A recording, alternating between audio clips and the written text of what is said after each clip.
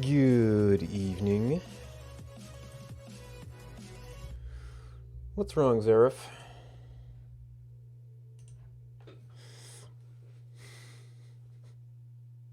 Having a bad day? So I did start messing with this a little bit offline. It seemed like even though I want to do something with what we did before, getting the parser for the other series going seemed like it might be something we could kind of work on easily. It's turning out to be an interesting design problem.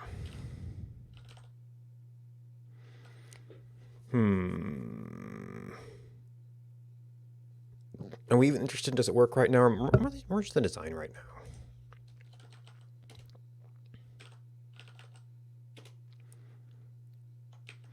So I started just kind of copying things to keep it the rest of this somewhat working in the meantime. The other format is going to have a number series, but it's going to represent different values. One is going to start with a y and have a bunch of x's. The other is going to start with an x and have a bunch of times. It seems like there's a very generic process in there. That's just a series of encoded numbers.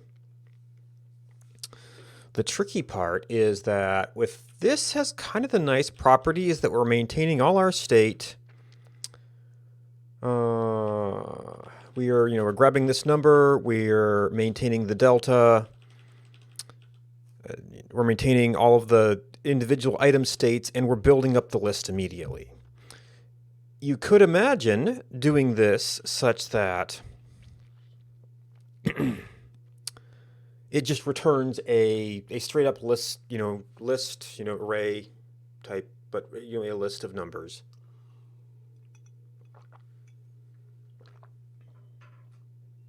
And the problem with that is that if we end up turning this on large files, we're going to parse a list of numbers, and then we're going to have to map over that to make another list of coordinates or whatever.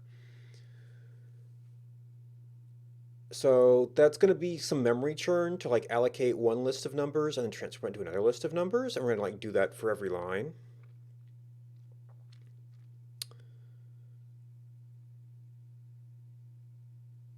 So kind of, even though that might be premature optimization, I'm just thinking design-wise, it's going to be better if we're building the list as we go.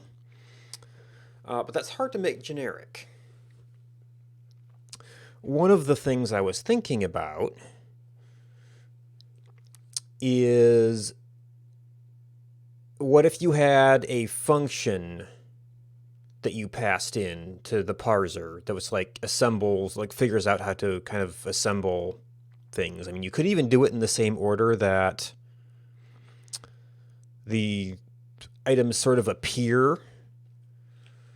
If you got in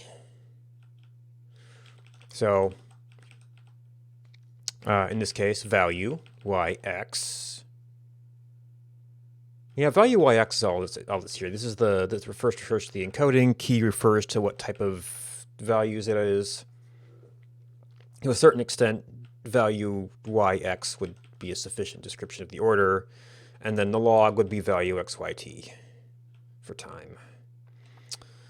So you could imagine that top level parser would get a function that's just, vxy.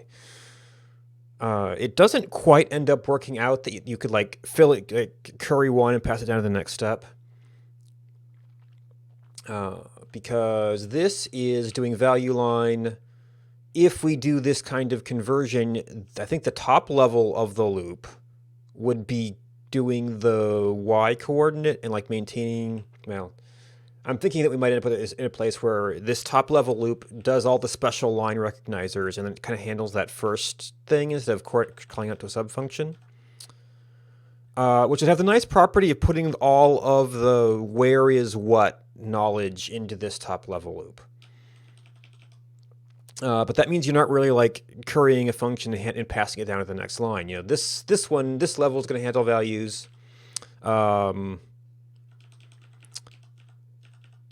If you did have the subfunction thing, you would like query on the value and pass it down to the line, coordinate line function, which do the y and the x. I guess you would do the y, and then you would loop on a thing that updated the x. So I guess there could be a kind of hierarchy there.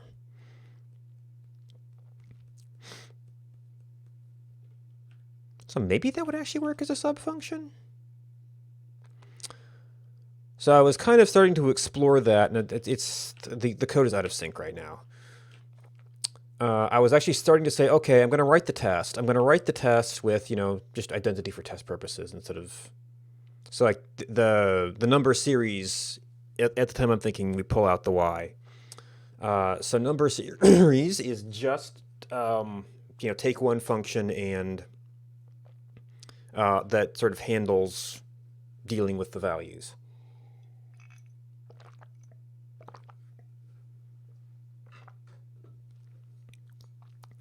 It's not really identity, though, because, well, if it returns an entry that goes on to the list, to the final list, I guess maybe identity could work. One value in, one value out. But I was just thinking about the number of things, which all were in my record before, that kind of have to get pushed out into arguments or multiple return values when we don't have that common record being shared around. So we've got the function that decides how to interpret the values. We've got the initial value because we're doing delta encoding through all of this. We've got the list to which we are going to be technically prepending. And then out of this, we have to return both the list and the new delta value of that thing. That might be sort of the same. You can actually see it duplicated here, the x plus dx, as the first value of the list. Except you'd have to know how to unpack whatever your function created to get that value back out if you're just trying to get by on the head of the list.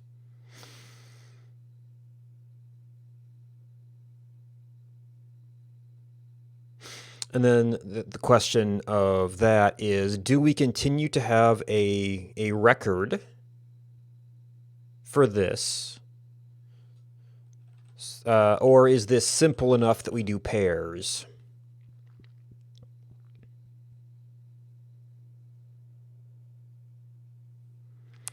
I guess here I was building up a record.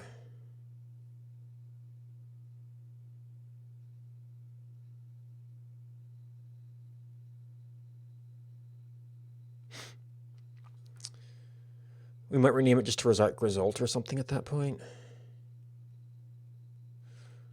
And since we're passing both of these things in, do you then take that record type versus listing it out? Listing out kind of works okay for a function call, except for the whole what order is the arguments part of it, which is nice and concise. We do need some kind of multiple return value. At 4 values, a record made sense. At 2 values, you can easily get by with a pair. Record is more explicit.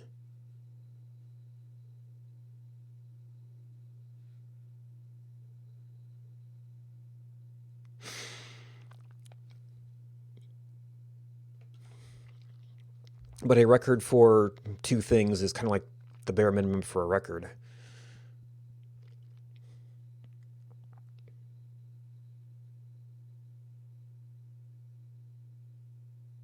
I guess it could even be a custom type with 2 positional things. That's still just a tuple with a name, kinda. Because we're going to be pulling it out by position and putting it in by position. I guess we're kind of putting it in by position by using the constructor anyway.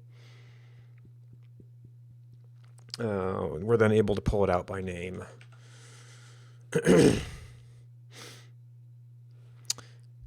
And you can pull it out by name by just doing that.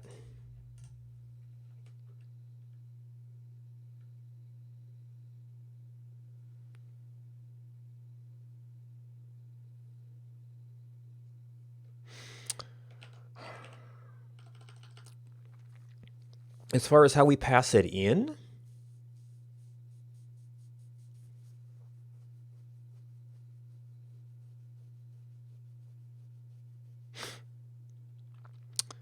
we almost have to see what a call would look like.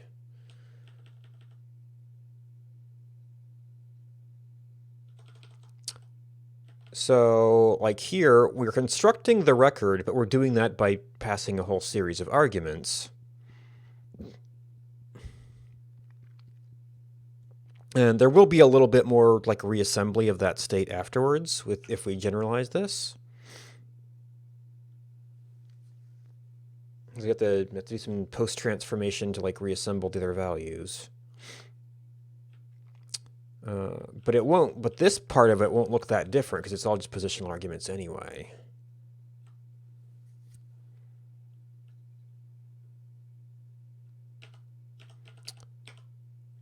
So what do you look like? You look like int to some type, an initial value. Oh, that's right. I was looking at. So this is making me think a little bit of fold.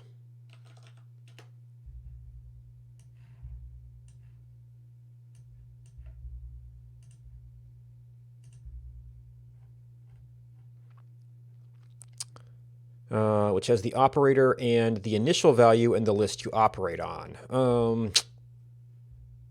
We're both operating on this list. This is more like the initial value, but it happens to be, it will probably have some stuff in it as we go along. This is the value we start with, and then we kind of have two. We have a function, and maybe we have like two sort of initial value states. This is like the state. I guess if we do turn that into a single thing, it maps pretty nicely to fold.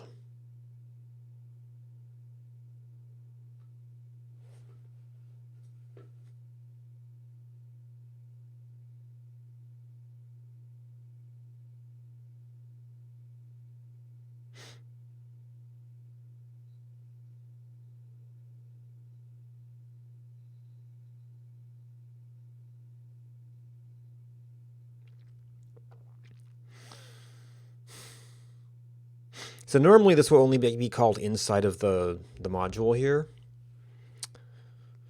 which makes constructing the type a little bit, maybe a little bit less of an issue.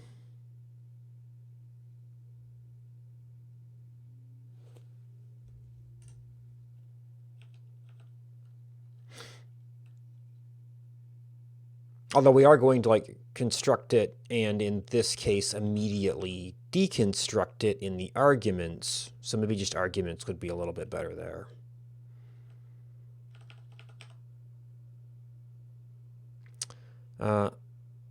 The downside is we do have to name the type here, whereas number series state will totally contain the type of that thing. Number series state does have to become a variable, no matter what we do here. So you're going to have a type variable. That is going to be a type variable. Admittedly, the test I'm doing right now is integer. We could potentially wait on that.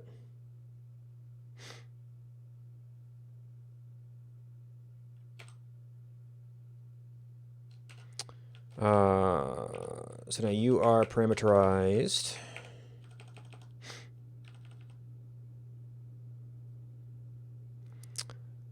So this would have to be list A.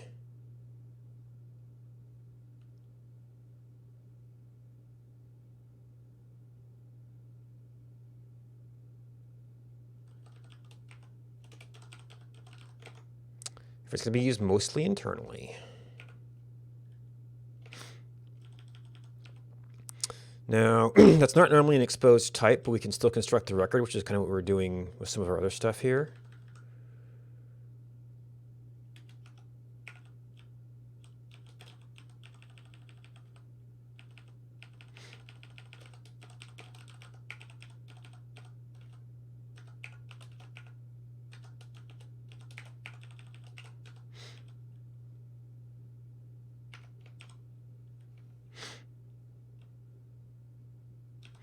All right, so you are going to be...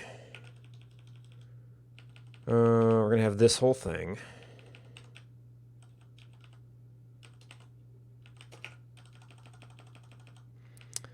And some sort of constructor.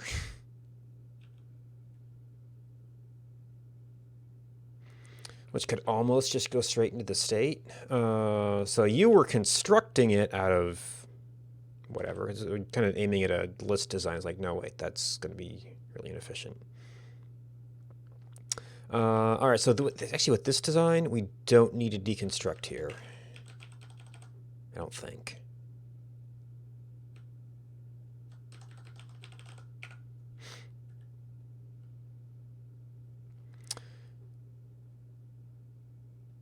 Oh, you're gonna have to have constructor though.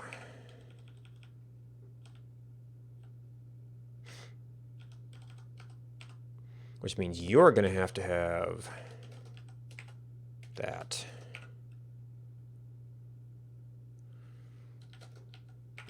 And these are all gonna have to be parameterized.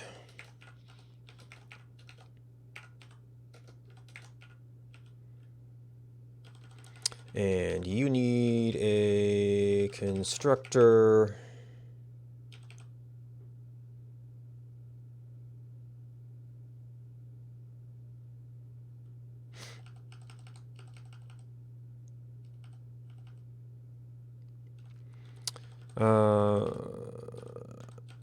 So this is constructor of that.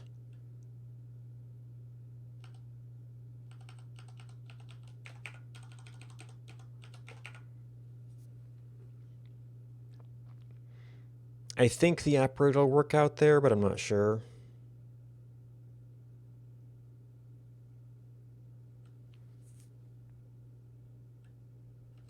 Operators tend to be lower priority.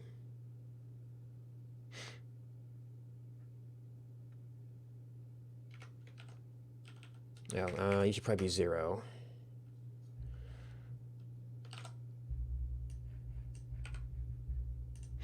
Okay, so that passed. So this would take over some of the stuff we were testing about the other things. I might actually want to maintain some of the other tests for now. So we had one.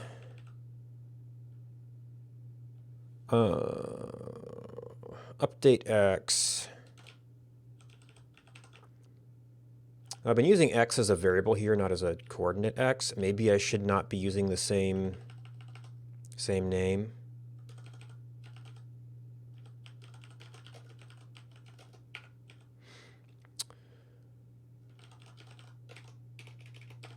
Number, series, identity.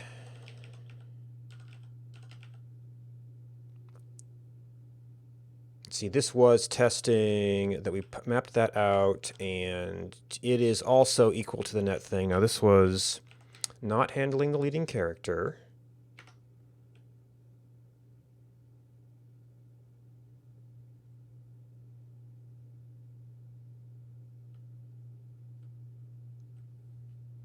Oh, reverse placements.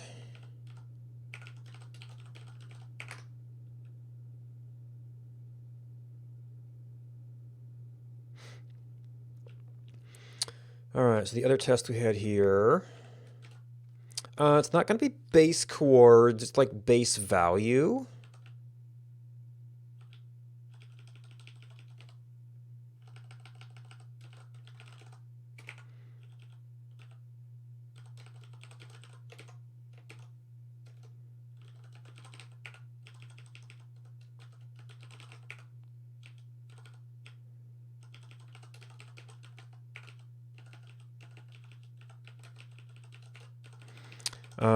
Which does simplify this a little bit.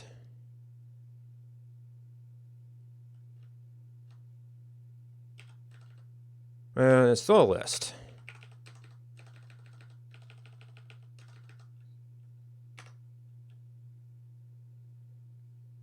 Identity.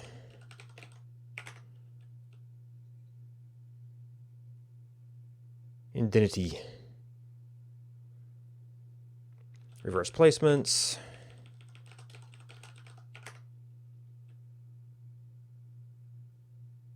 Actually, from the perspective of something mapping the results out of this, it should almost just be like results.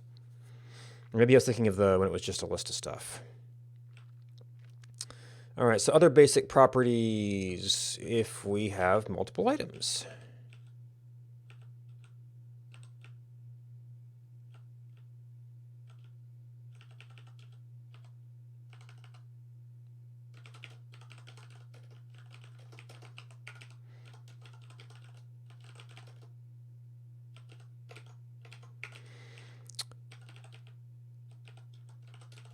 Reverse numbers.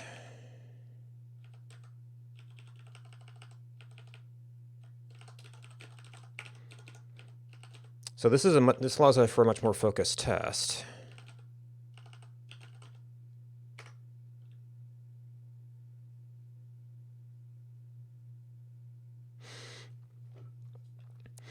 Okay.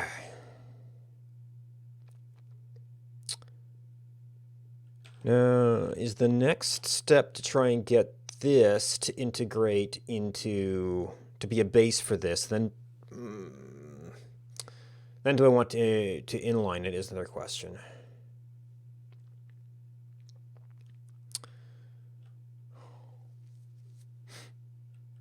So we're not necessarily going to have a constructor function that is going all the way down yet.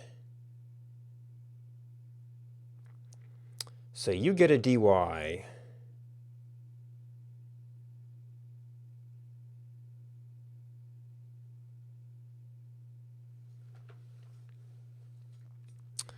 You're calling a loop. Now, number series is itself a loop. So this would be number series with a function that takes an x.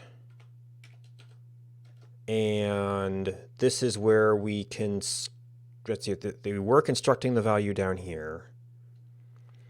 So this is going to construct a placement ID. This is going to assume the updated y.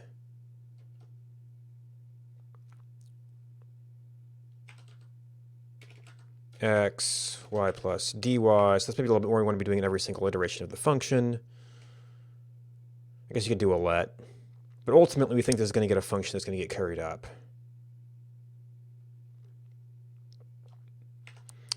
So there's our function, and then this thing is taking a number series state.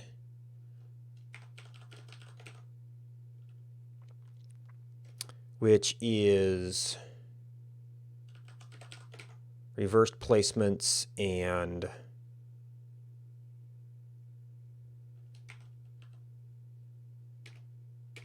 x.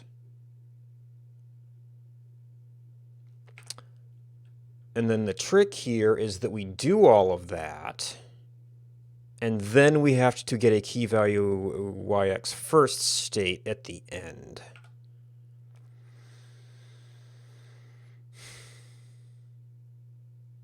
So that's going to give us a value.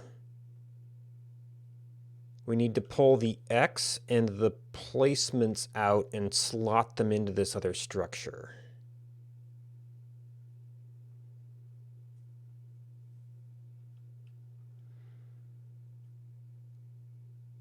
So that makes this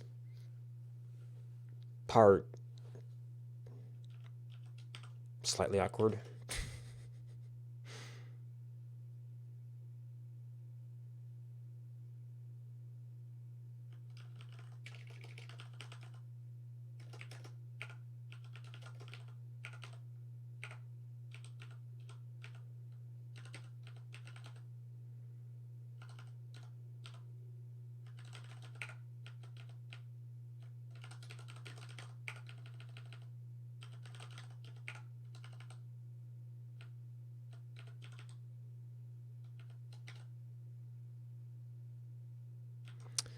That feels off. Yes.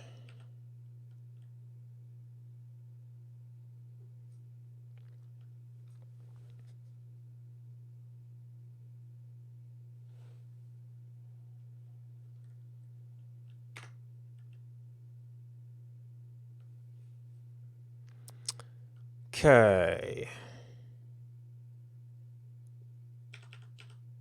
Oh, you have an X.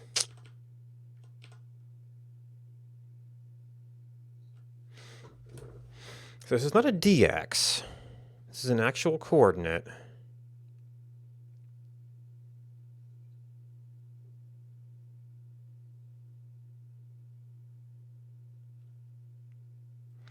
You know, I think number series, the x is feeling ambiguous.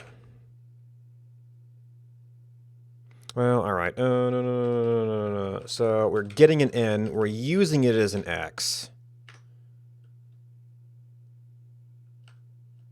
Wait, is that this x?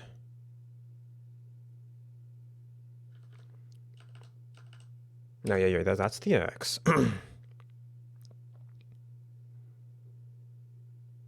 Need a record with a reversed...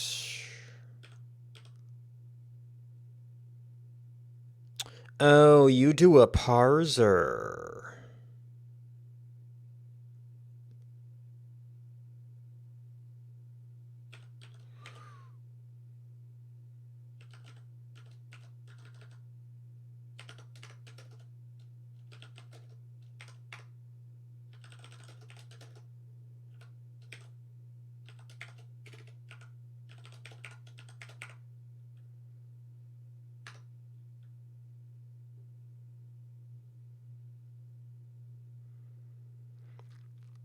Okay, so now the question is... Well, no, I need the dy value, so I can't move this outside.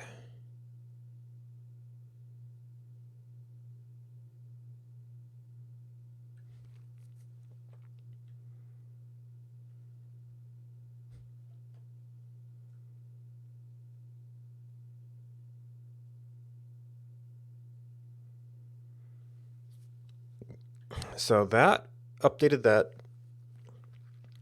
and passed all of the pre-existing tests. And we were thinking maybe we want to sort of inline that into, well, number series state. Well, which appears in our tests.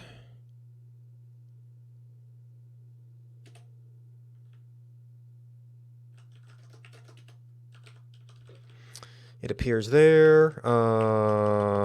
It kind of appears there. We pull it back out here. It appears there. And then we're on to coordinate line.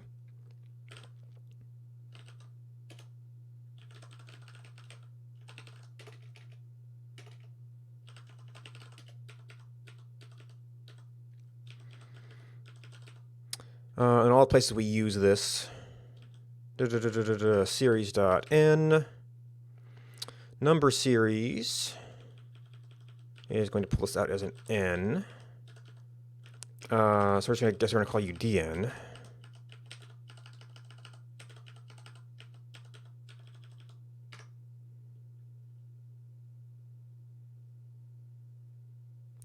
So we've still got an x somewhere. That looks like it's actually in the tests. Coordinate line, coordinate line. Because it's got an identity there, 65. Yep, missed one.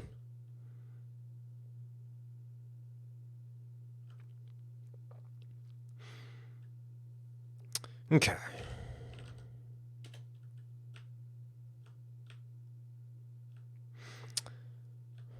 So there's a little bit of stuff going on there. And we were wondering, could we kind of inline it into here?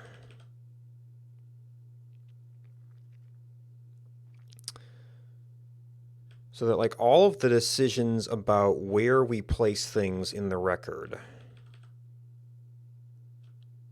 kind of get made in that function. Now I guess it is nice to be able to test this somewhat independently. We could also consider it just as test cases for our top level thing. In which case, I guess one of the things we need to do is to build out the test cases for our top level thing. Make sure we're covering all of these situations.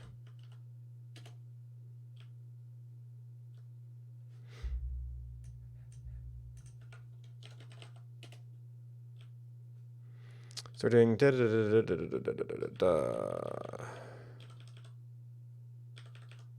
Well, we have some. We're implicitly testing the overall properties of this top level function. I guess the isolated tests have some merit. I guess by only having one line type in our sample, we could sort of focus in on some of that.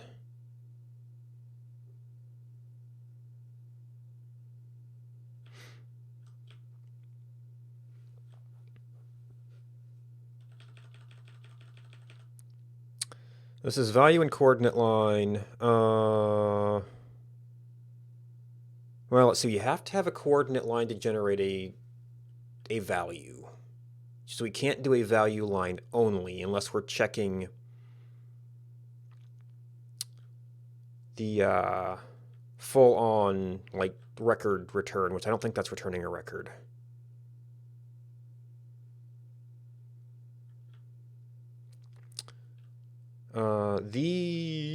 Like a coordinate line is where we do have the prefix character or the leading number. Coordinate line.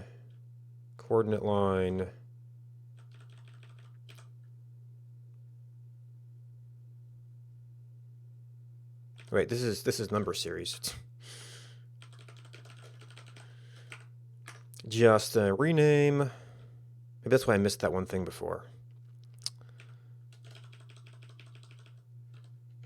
So can we, actually it's probably gonna look more like this. Except I had these explicit things here before. 9F.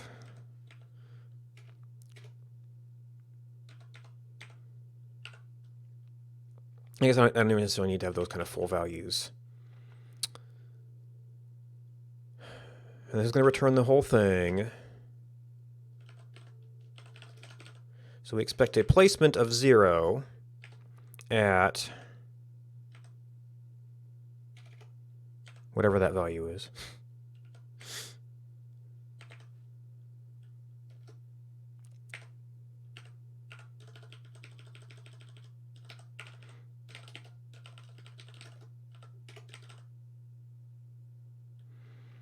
So this is just a one coordinate line.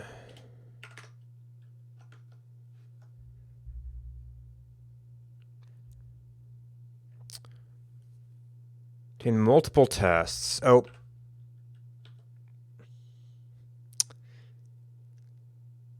Well, I mean, we're ultimately taking this over, and we know that that test passes.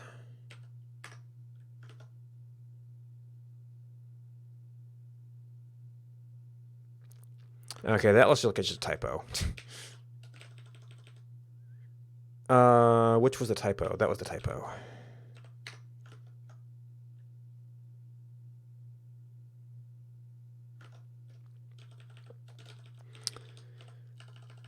Okay, so the next test was just having two. Yeah, we're not going to get X as an output here, so we can't directly test that. And we're not directly passing in base chords. We can't directly test that.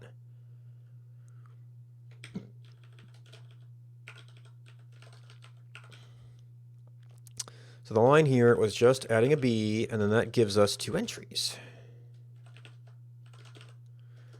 Placement 0, -5, 1, 3, 6, 7. Oh, actually, no, we're going to get 6, 6 first. No, these should probably be reversed.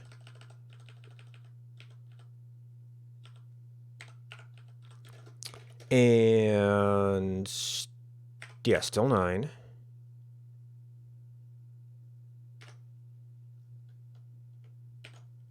And then that's going to duplicate our test name. And typo again.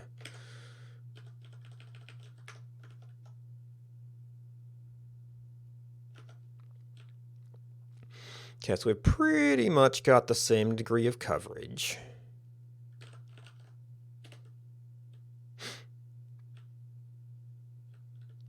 And we don't even expose this, do we? Or need to expose it?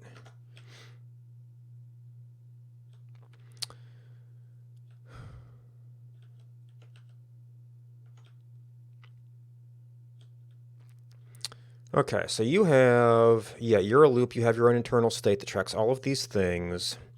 Does it make sense to inline this? That's tracking through the same state.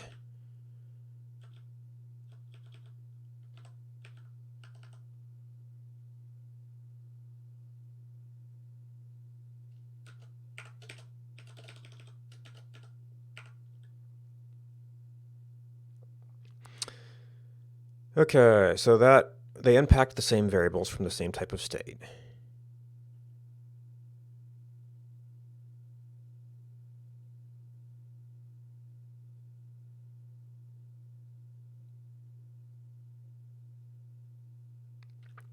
Oh, I guess, does this thing receive a value function? That lets the external thing determine what the type it parses is, if it's a function of that?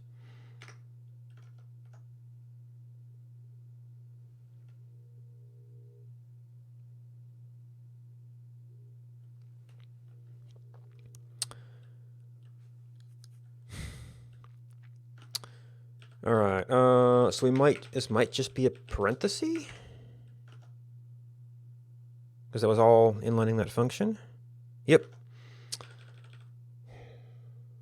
So that is a little bit of code. I almost sometimes wonder if this thing from here should be more like the function.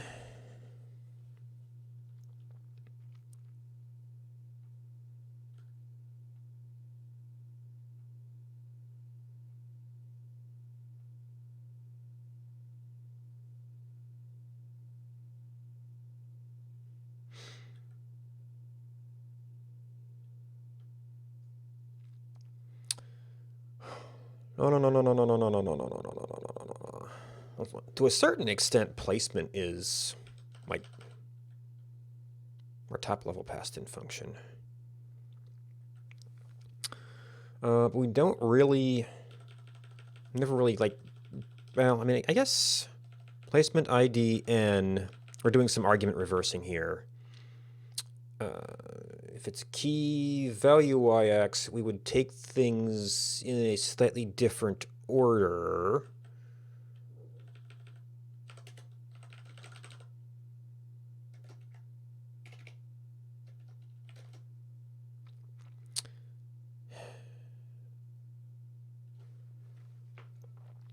So placement would take value, which is actually, this is actually something I need to address, because if I end up parsing the other files, it's not actually an int.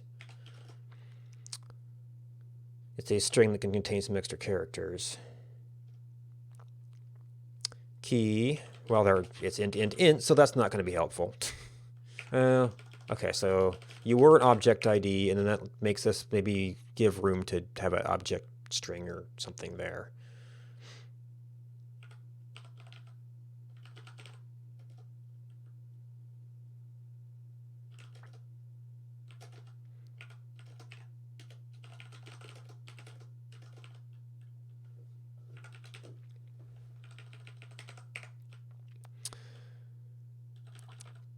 All right, so that starts to do that rewrite.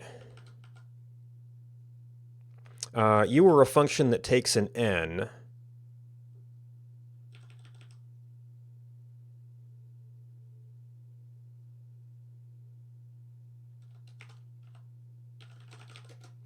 Placement ID y plus dy.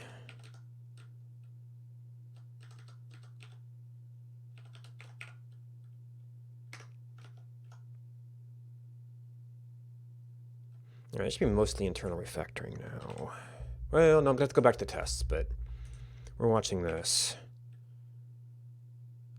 Yes, there is a typo. Placement.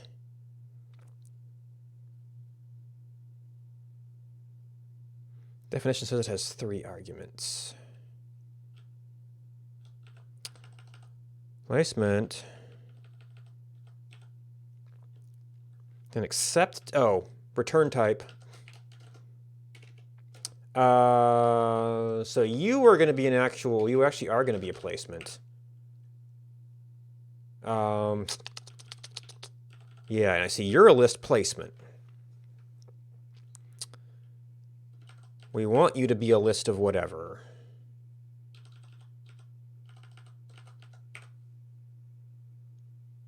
Which will be the same as that function. Well, no, actually, since it's a hard-coded to be that thing, that's what we're going to require. When it accepts a function to do that, that will be variable.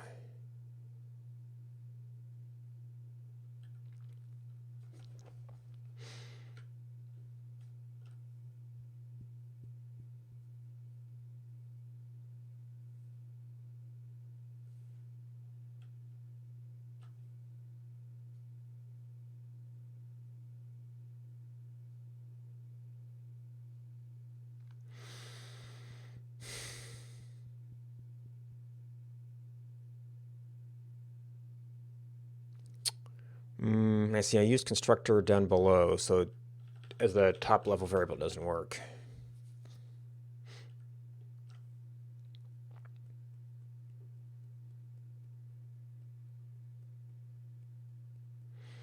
Do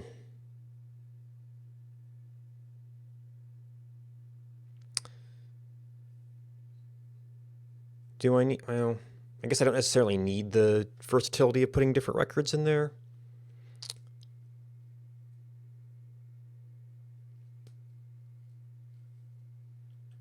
Well, I guess for both of the things I'm using this for, they're both kinds of placements.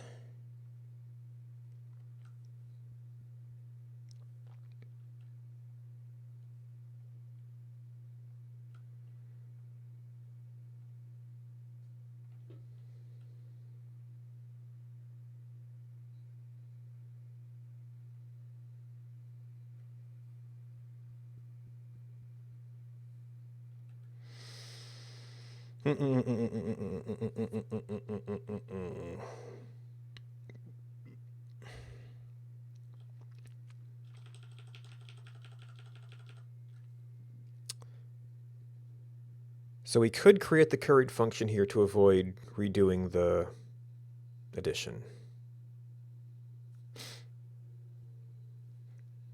Well, no, actually, the way, because we're currying this in and not making a closure now, this actually probably can get done and just curried in.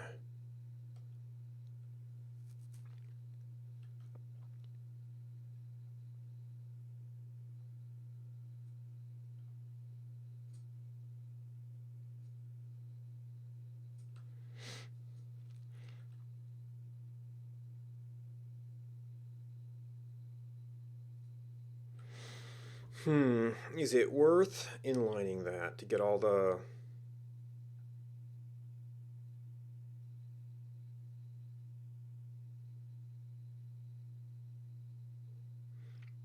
all the positional assignments in one function?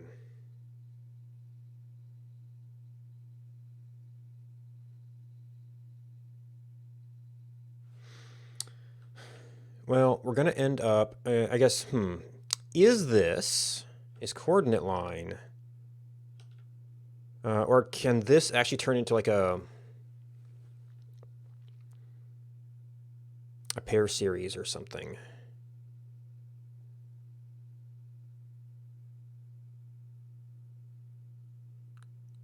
Where it takes a constructor that figures out how to deal with this stuff. And then it still deals with the part where we are doing read one number, read other numbers.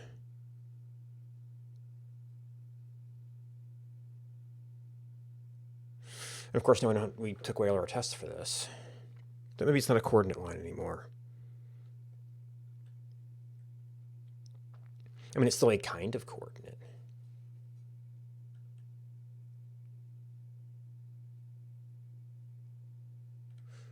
Oh, okay, so the awkward thing about this is that it was using the same state structure as the outer thing. And when we go to do our other format, we're going to have a different state structure.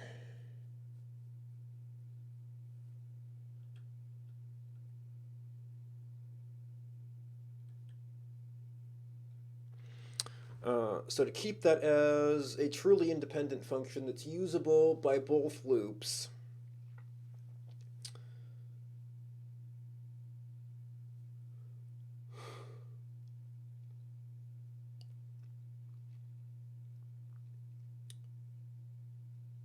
it's like we can take care of the item construction. That's just the function parameter.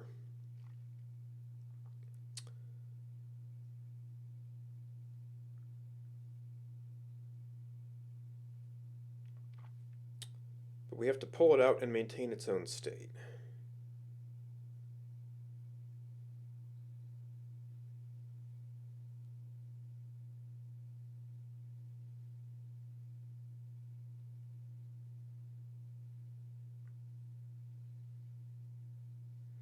Which is handling the dy. I guess that could be another function.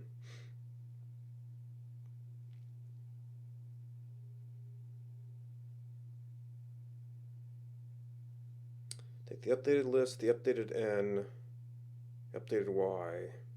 Well, it would just be, you know, alpha and beta or whatever. Because what those numbers represent will change between the formats.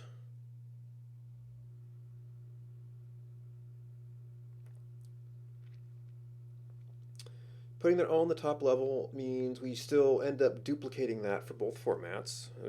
I guess I was trying to generalize some stuff, but... And that's why I was looking at argument order, because we can just be, okay, here's number A and here's number B. You know, parse sum A and track its delta. Actually, do you need a state? The net result of this thing is one state. Well, you're going to have some of these values in. ID can be curried. That was that concept. In the other format, Y would be curried also. And it'd be X and T.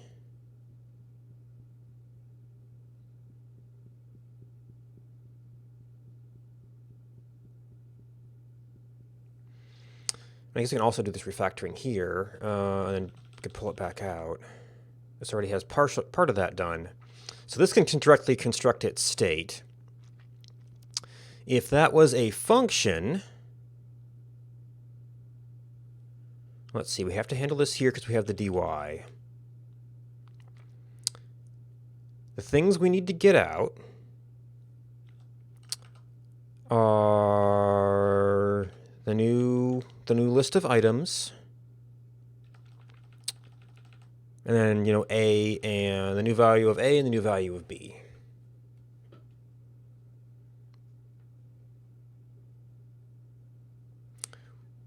Which could be, if it was a function, we could pass a function in to accept all of those things, or we have to have a return type record for that level of things.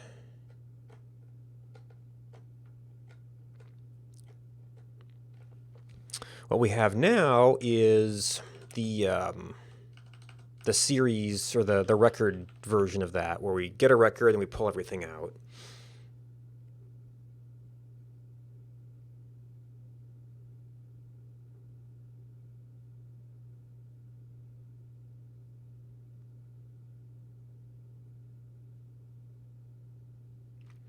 I guess number series could take a new state constructor.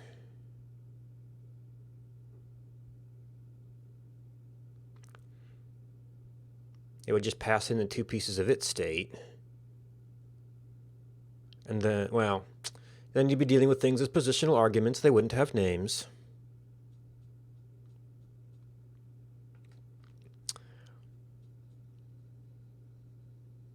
And the fact that we're dealing with two ints in positional form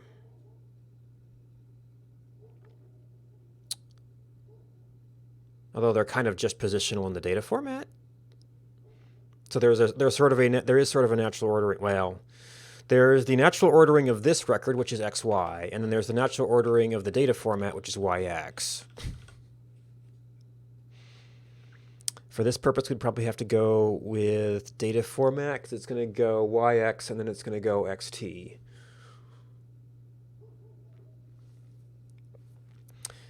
And the function receiving it would be able to name those however it pleased.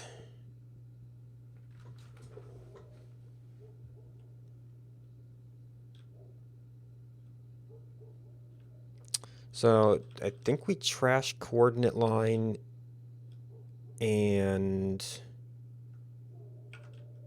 Oh, wait, I inlined that. Actually, coordinate line step is already gone. That became part of number series. And then this could be pulled back out if we wanted to. But the kind of copy we're running is here right now.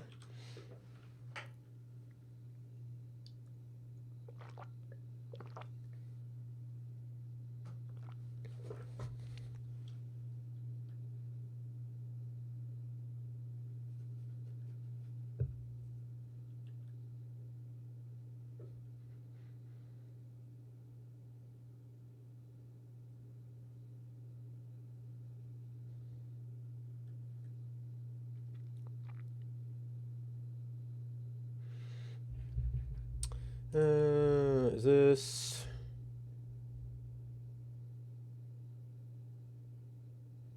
okay. Not my area of expertise. We can deal with it later.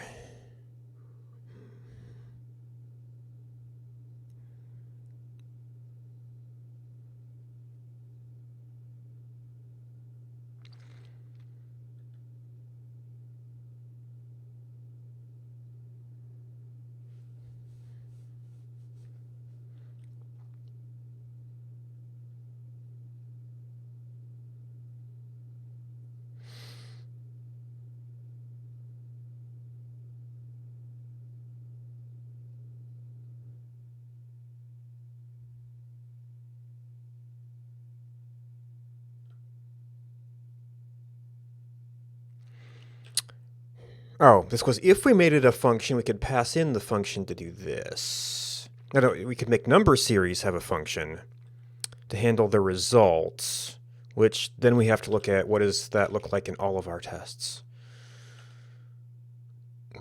Which is kind of a...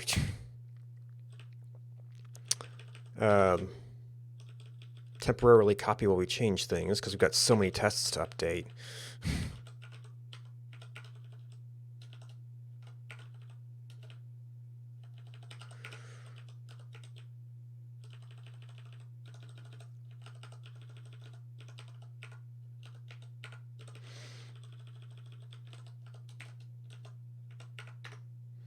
Okay, so that's just introducing new symbols. I guess name collisions be our only possible issue there. Then what's our simplest test?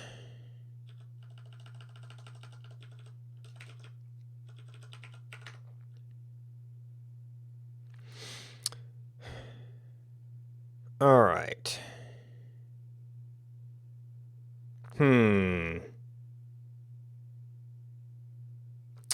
We want to pass a thing that constructs our result. And we're only like this thing here is only concerned with one part of the result, which kind of gives us a way to tackle this.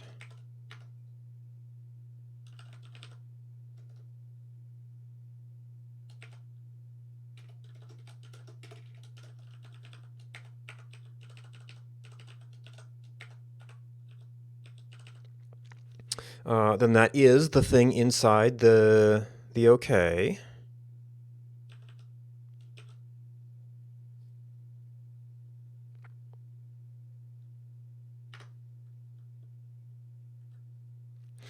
Which is not at all matching our code.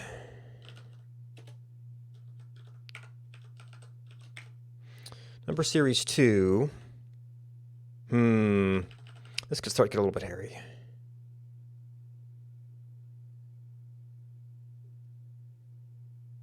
Oh, no, that was the wrong thing. You still need to get a state. That's dealing with the return value.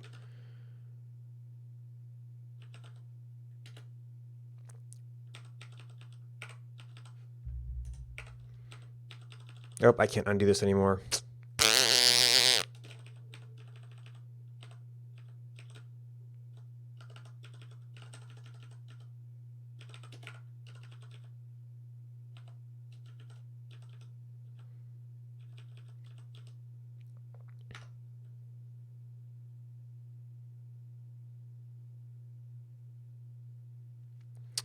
And then we took out this.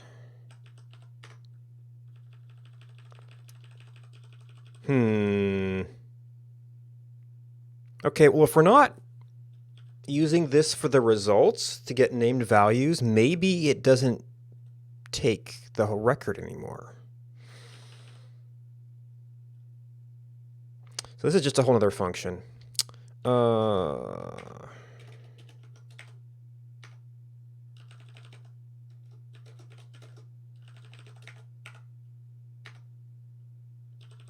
And then we shouldn't need to do that.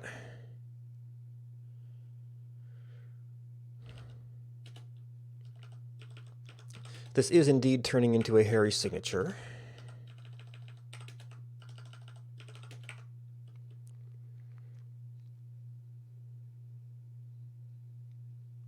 Yeah, so that's going to change what you do.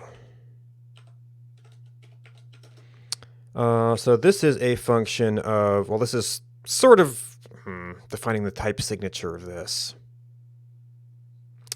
And then the really awkward thing is that this ends up getting called from down at the end, so it has to get passed through to that thing too. So this gets into the internals of number series state. So this is a function of a list A, and this is still an integer, and we are returning,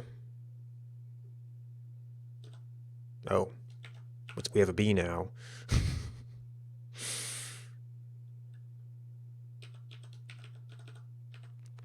And the net result of this parser is a B.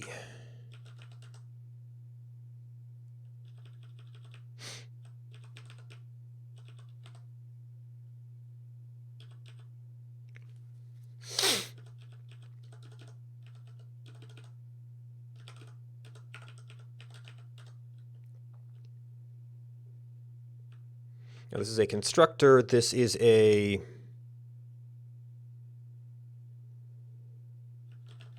finalize.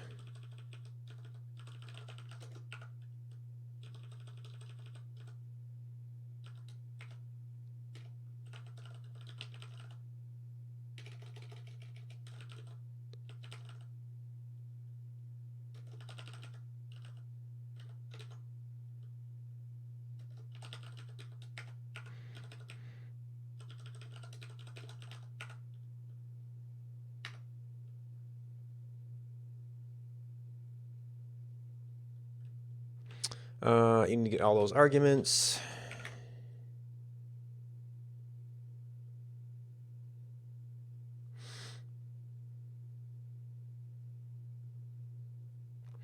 Okay, and then what we're looking at is how much do we need this state?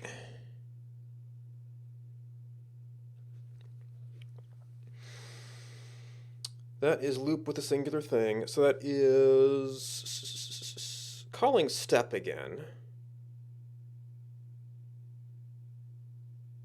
So loop state.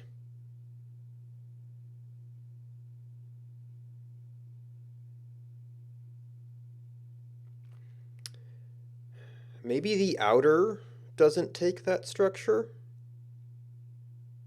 but we still have it inner.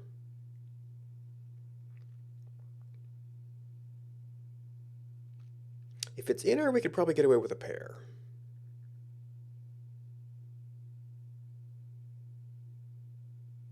I mean, I guess we'd have to do like some... Well, that is a succeed nothing map to blah. Oh, we've got the two values internally.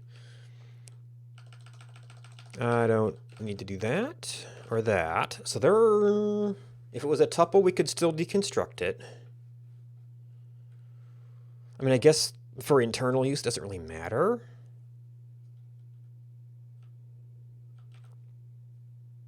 Externally, this is a little bit of an awkward signature. The main thing I guess it's got going against it is just that we'd get two positional parameters.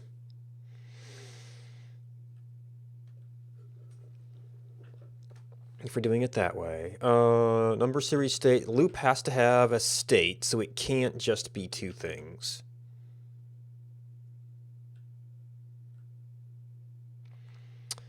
And the things you are, if we did this,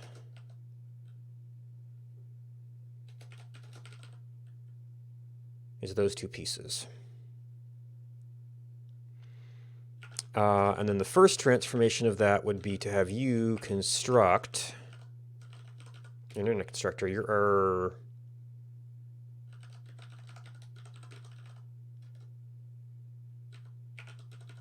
construct a state.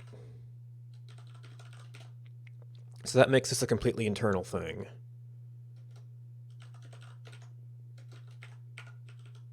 It still gets constructed. We just have to pass it through a function first. And our test for this, so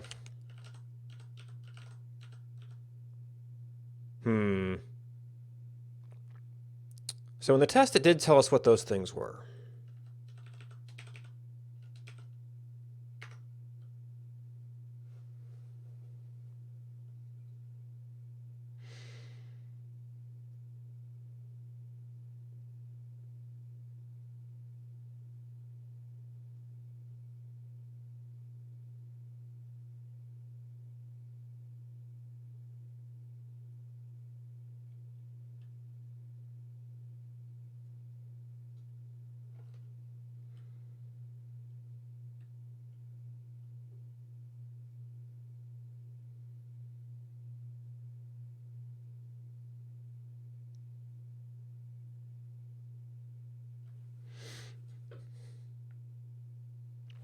What is this going to look like where we actually use it?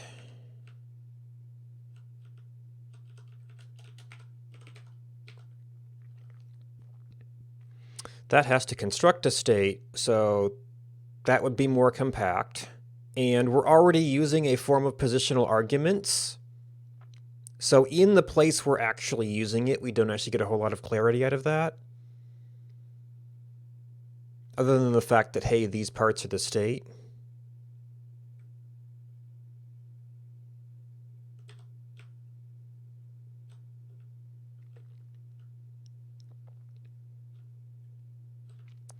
We have to have a singular thing to pass to loop.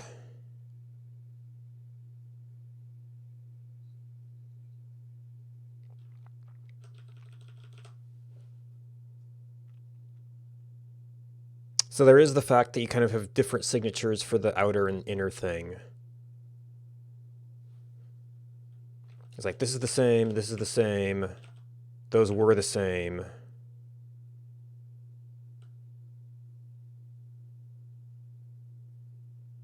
That's fine. You can be a bit more public facing.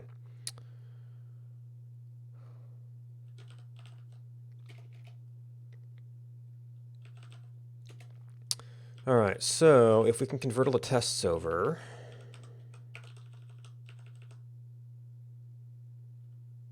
Oh, you need a function. Let's see, you want the n, actually.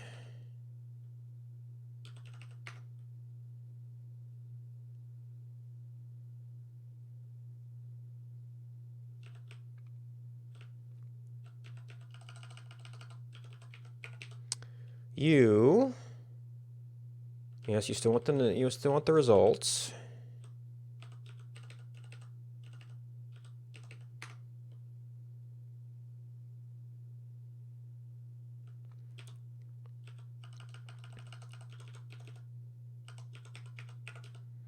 You have, let's see, you want results and you have slightly different state. I guess I never actually test that it uses intermediate results, but that's kind of what 2 does. And we don't need that.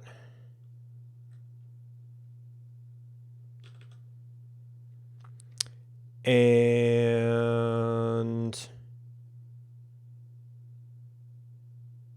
then we started testing the outer thing. But did you ever? Yeah, there's 2.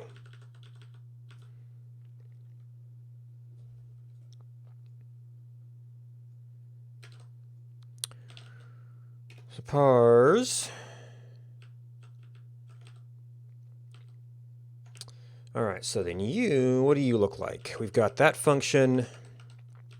We've currently got a map to handle this. This becomes our function in here.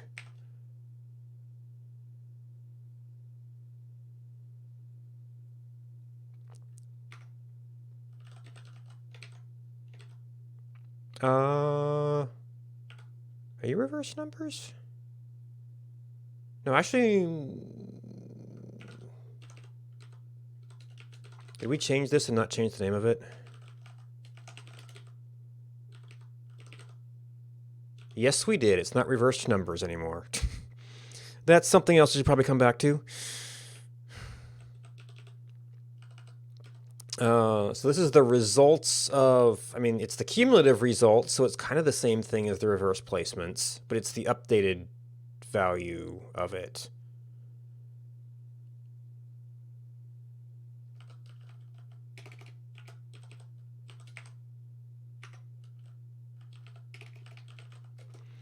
And you view this as the updated x value. We've already got an x. Yeah, this kind of turns into updated, unfortunately.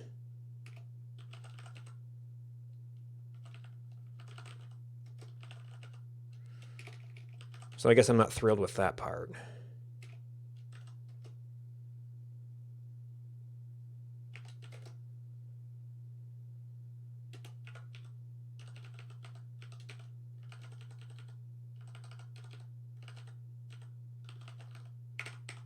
I take caps lock now.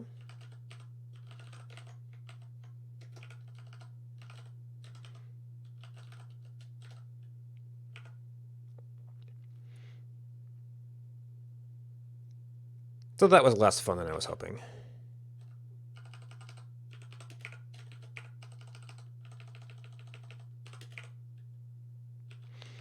And then we get, I started modifying this when I shouldn't have, the initial value of reverse placements and our current x value.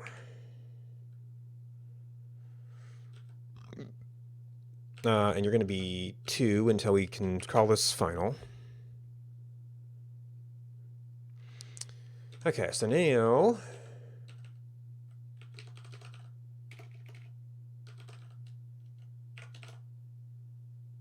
well, let's get rid of number series 1.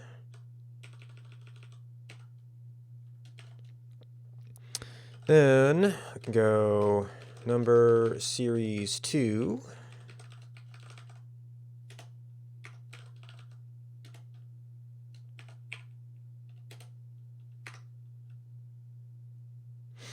Test still pass. All right, so we've still got that state thing. Number series internally, but it's not reversed items, reversed results.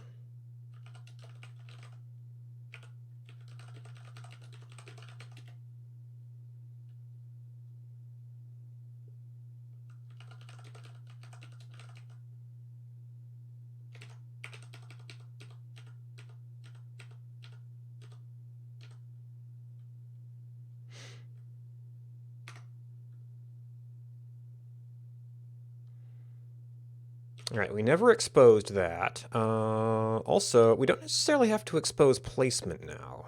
Oh, do I still have my little placement function here? Yes.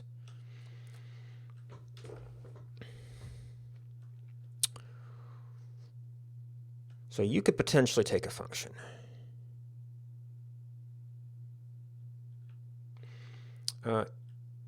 It might still be reasonable for this to say, here's the types that I parse.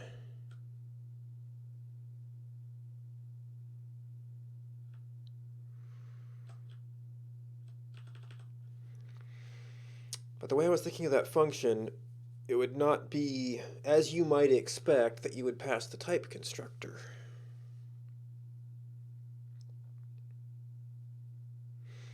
You'd almost have two levels of functions, the one that assumes the type and one that does arbitrary stuff. I guess I'm not really going to be making variable types at this point.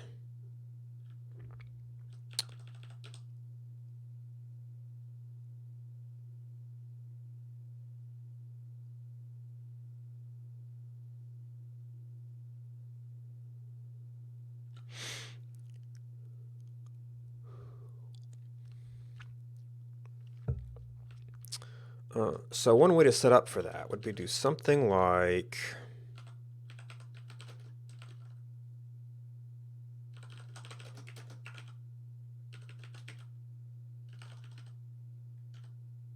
I guess I still need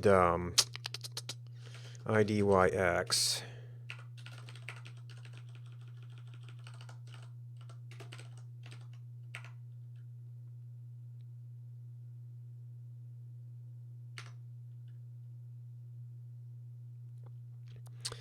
Oh, but that duplicates values.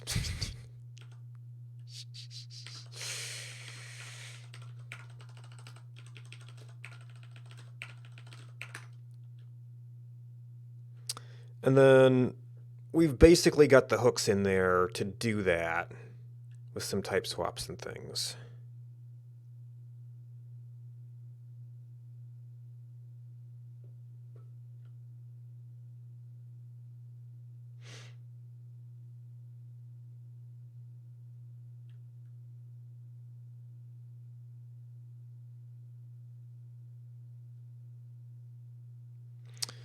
As I add the other format, I'm also going to have to consider,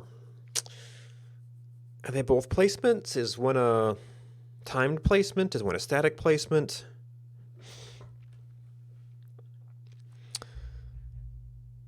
Although this is still already quite a bit of change here. But it should set us up really nicely to do the new format. Harder part might actually be setting up samples for it.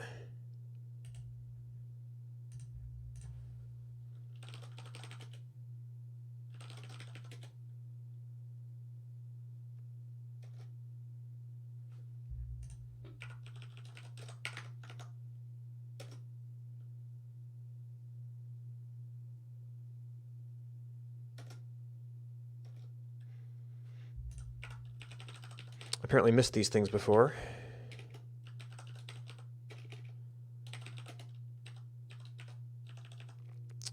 Where was that? Here. Oh, and you too.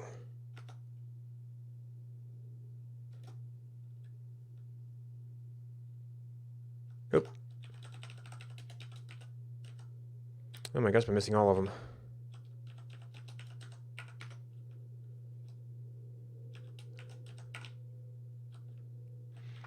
I must just start typing it out with the space. It's like, oh yeah, new line.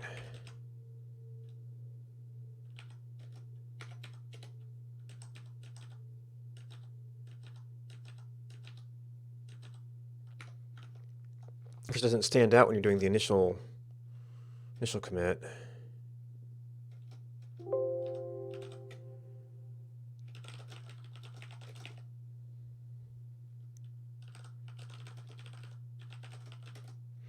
Rewrite internals of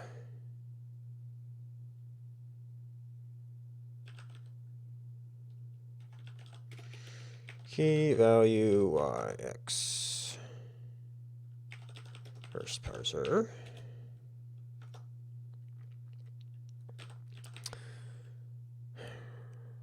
All right, I named that after that format. The sub-bits are completely generic now.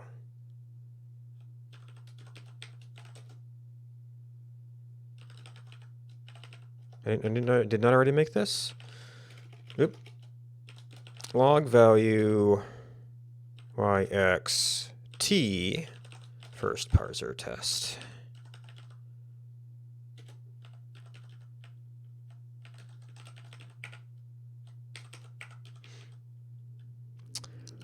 You're going to be something different.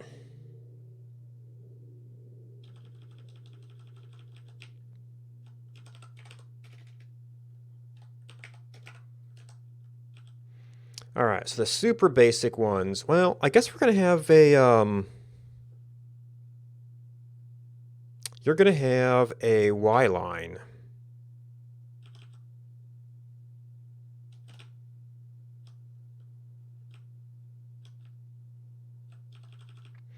So number series should be all the same. Basic coordinate line tests should be all the same. We're going to want some things like this, which I think is going to be like looking up examples of really small files that sort of meet this stuff and working it out.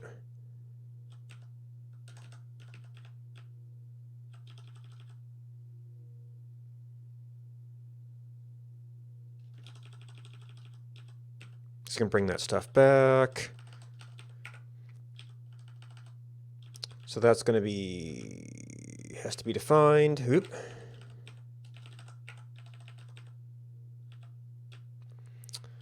I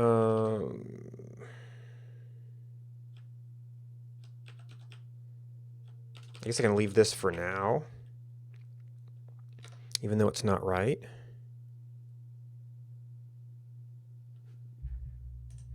Because we don't have this value. So this was going to be all the parts that go into this thing, but that kind of goes into both of them. Oh, you know what? I moved you down here. I moved kind of you down here. As generic support stuff.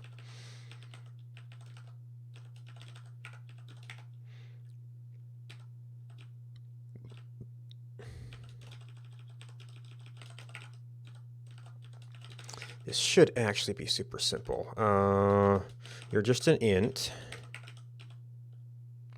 Are you actually just delta y? No, because you have a leading y.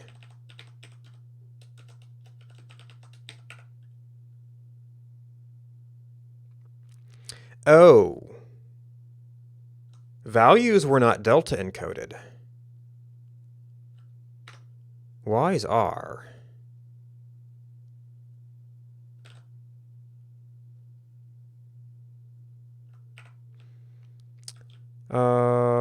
Key value yx. Oh, it exposed, so we had something go crazy here. Okay, that works, but I think it's wrong. Because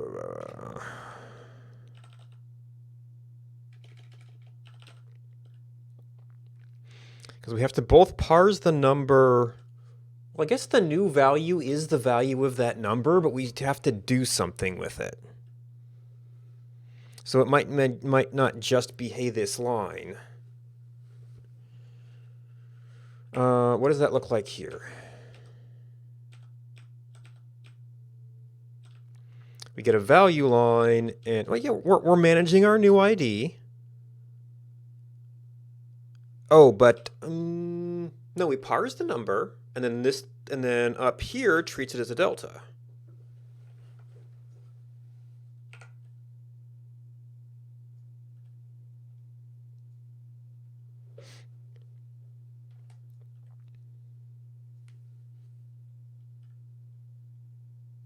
Oh, which actually suggests that this handling of this stuff maybe could have been up here. Actually, you could, this could really be, this could be loop.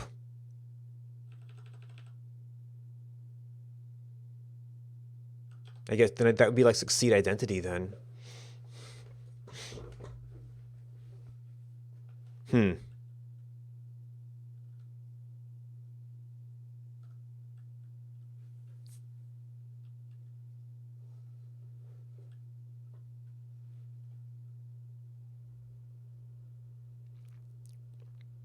Alright, so maybe we don't need anything special there. And that test passed.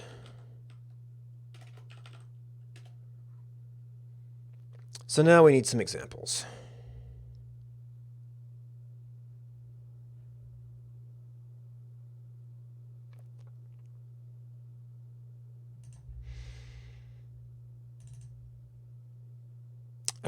No, this is not here. We have our small, well, it is there. I'd have to go figure out which directory it's in. We have our small test data set. We're using this one? Yeah, log search.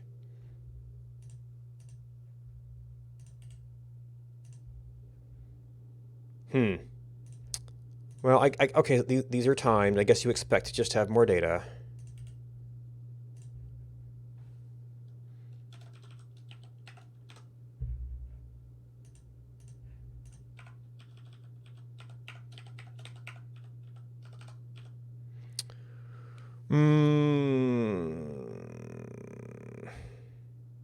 That might be enough that I want to... Although, there's no carriage returns, so it's still doing that. And this might be me...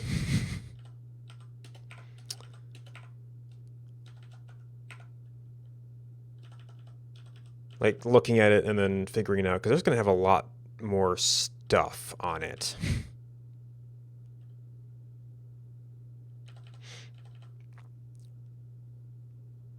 Maybe I can figure that out. Now, these are time codes. They're just kind of naturally larger. Oh, and in fact, there is only one time code here. It's just a lot longer because it's a time code.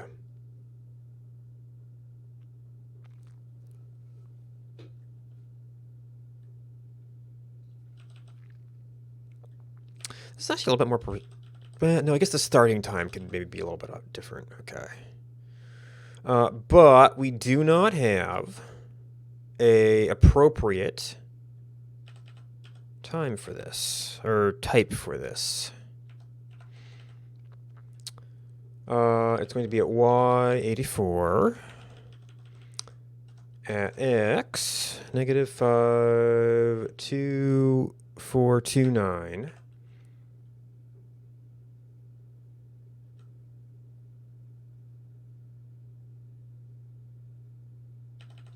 And then we're going to have a time code of, well, that's a lot of numbers.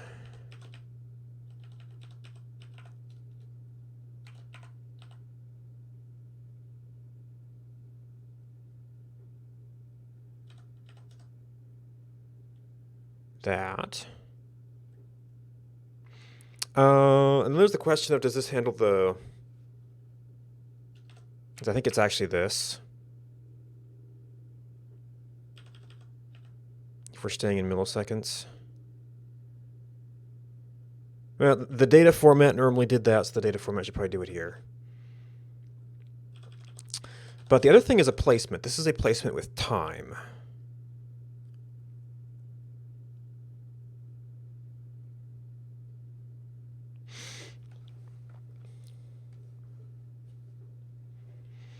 Maybe my other type needs to change, like a static or something. Okay, so there's no reason for this. There's no good reason for this to fail yet.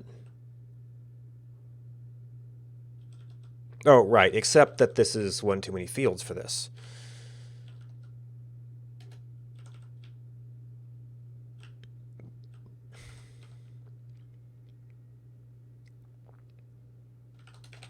I guess we do key image and log record. We kind of use that as our shorthand. Hmm.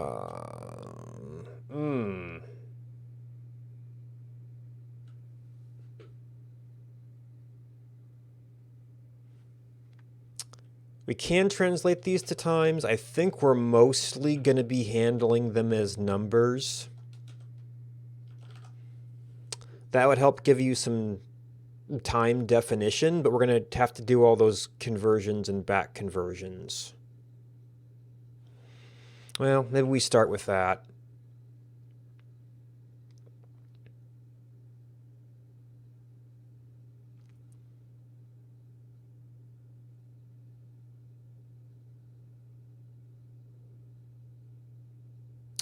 Of course, this is actually having me think that like the raw map logs are actually,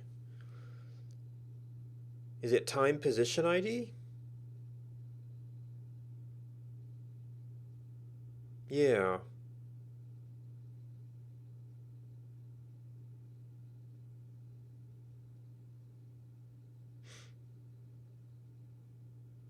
At this position is this thing, at this time and position is this thing.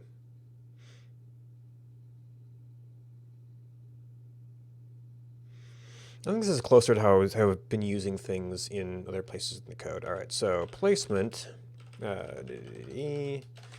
key, log,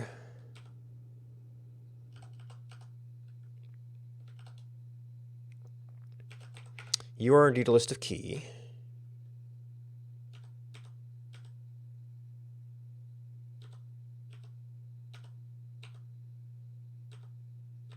That's not too big a deal.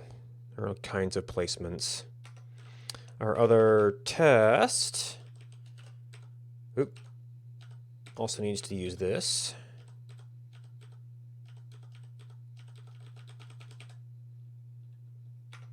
And then our log test needs to use its format.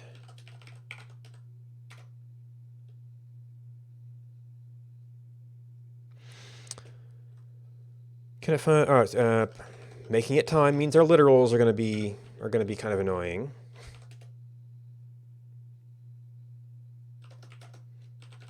Time dot. Is it time? Is it from or to? I keep forgetting.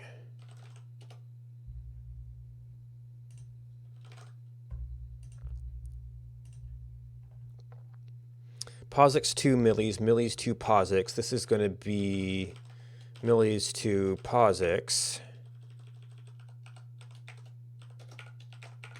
Oop.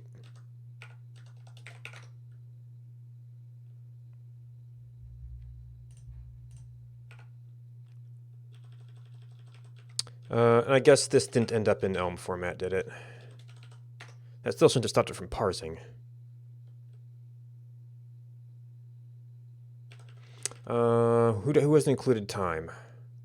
This is parse.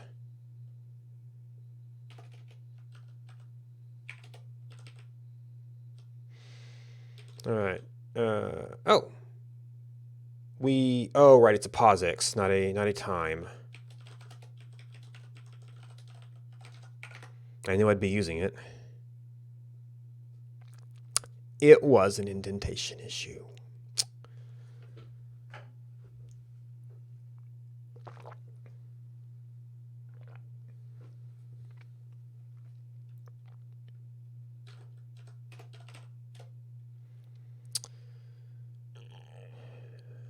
All right, so our first simple example.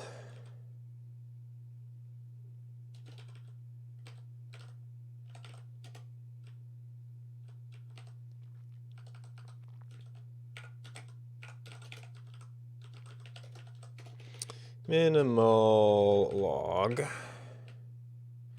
key value xyt, which will not exist.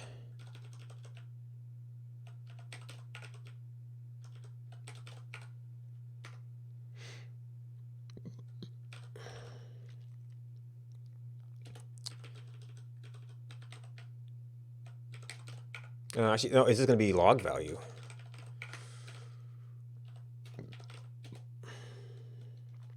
Nope. Yeah. Yep. You need to be capital log. Change to V.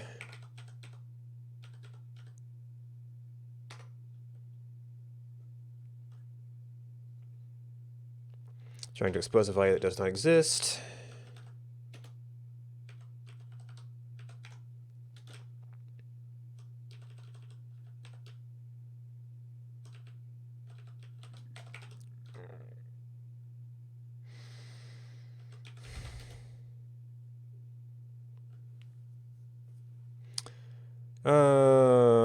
So lowercase key, change to v log.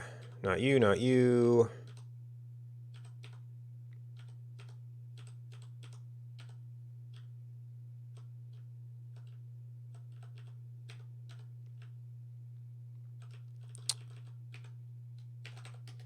And key, change to v log.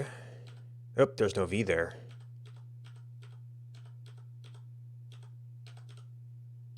So I guess that I could have searched replaced. Now, this parser here needs to be renamed because I don't think there's anything currently significant about it. I guess I could, well, because they reuse common parts, so they can't really necessarily have separate things there.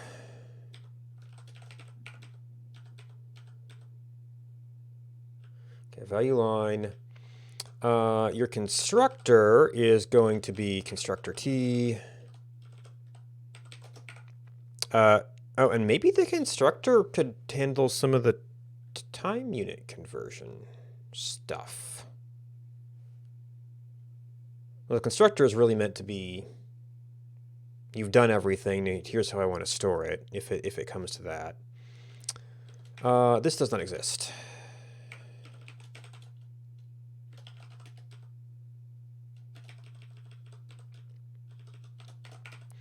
So state-wise, we're going to want to keep this an integer because we're going to keep doing math with it and things.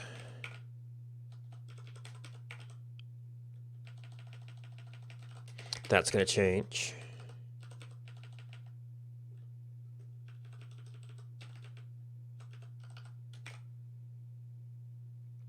I forgot to add t to it.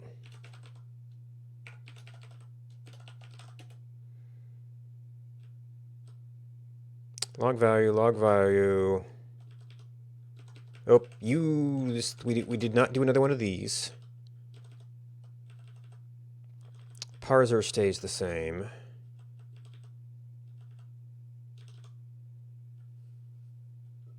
Oh, and I never replaced this in either of them.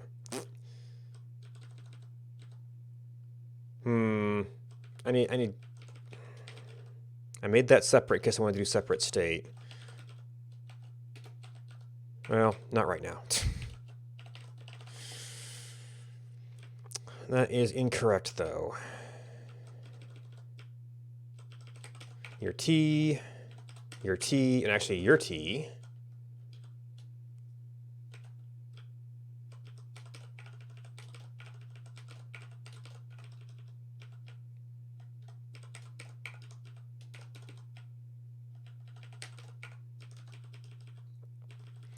Your T, your T, your T, your T. All right, so you've got a new ID. You've got a new Y. Y line. Reverse placements. ID. Oh, we have to add arguments to all of these. Y plus. You're not new. You actually are a dy.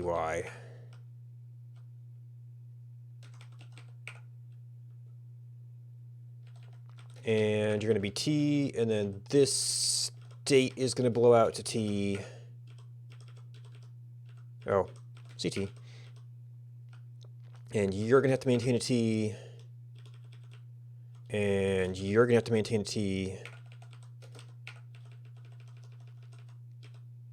Okay, dy, y line, u. Do we have a delta x? I mean, it's basically the same as that. Just adding context.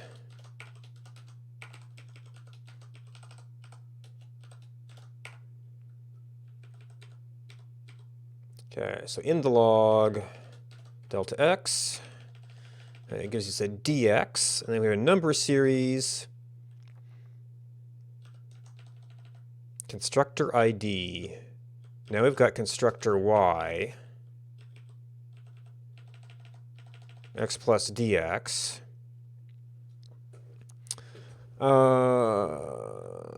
Updated placements, updated t.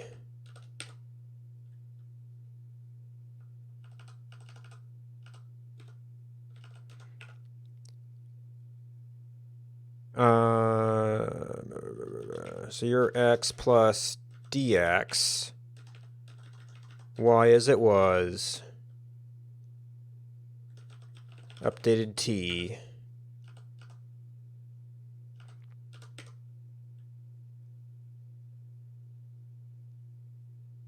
Right, and the initial value of t.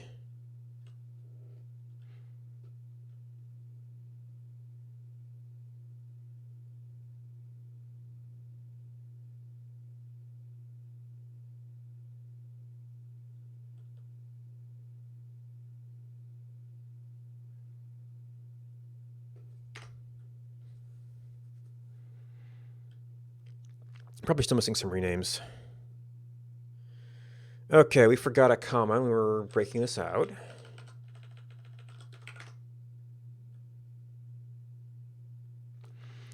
Okay, expecting a closing parenthesis. Which means you probably failed somewhere up above. So this is new. Oh, yep. There's the dy, and there's that. Yeah, we didn't copy the two things there. 124, we forgot to update u.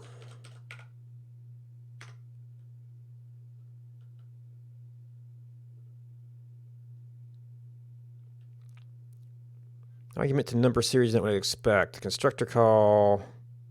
Ah, yes, this is where we have to do the POSIX translation. Time dot millis to POSIX. And maybe since the constructor is supposed to be receiving things, we should do that at a time, but... Oh, and there's a times 10 in here. Okay, is a state, but loop needs the first argument to be, which means we seem to have somehow messed this up. So the object sort parser is a parser. Second argument. Loop is not what I expect. So I think that's between these two. So there's that function. There's that state. Oh, you need another 0. It's got ID, X, Y, and T.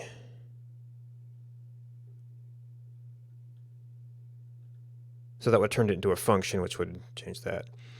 And hey, it's the times 10 I didn't do yet.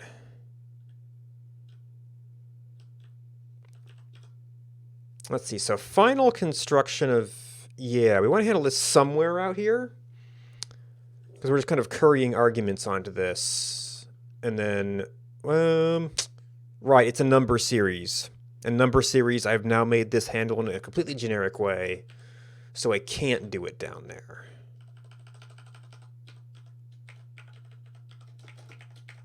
So we have to have at least some intermediate level of constructor.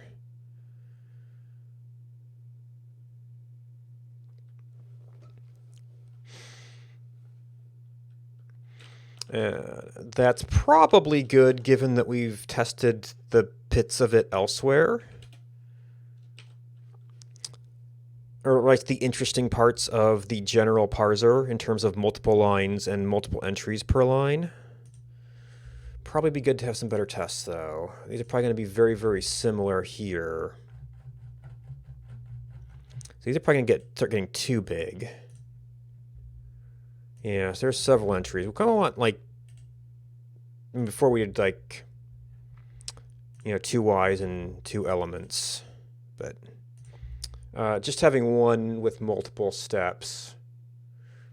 So this does handle delta time, but still only one per line. So these are practically pretty similar in terms of the amount of detail they've got.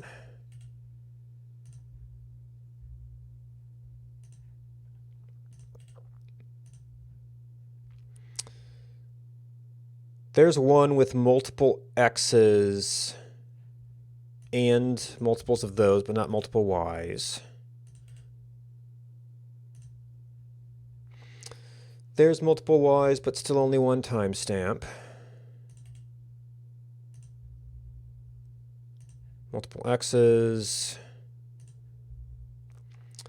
Two y's. Still only one timestamp.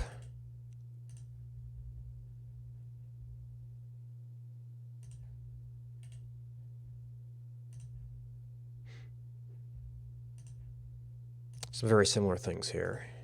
Maybe they're stages of the same item.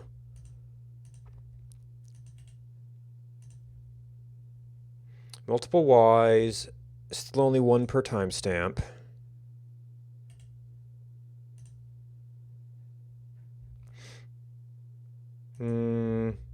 Yeah, one timestamp. One timestamp. One timestamp.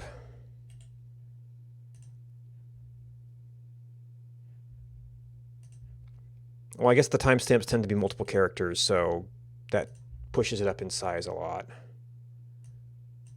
Okay, so there's 2 lines, 2 timestamps.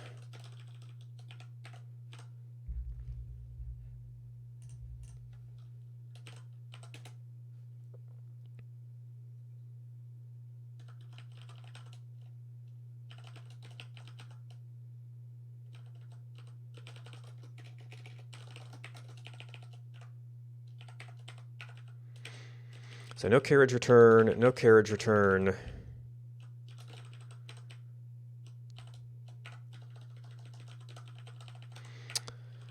What is this going to turn into? Well, it's going to turn into item 520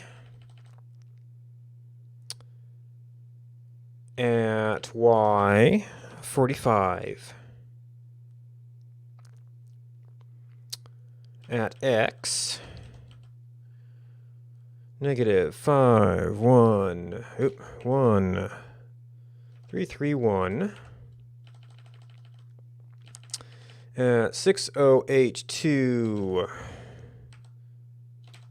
Yep, can't complete numbers. 375700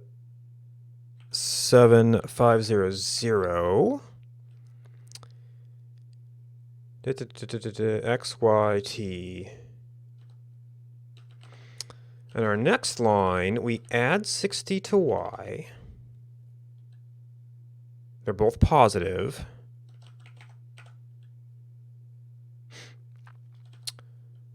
Now this is math.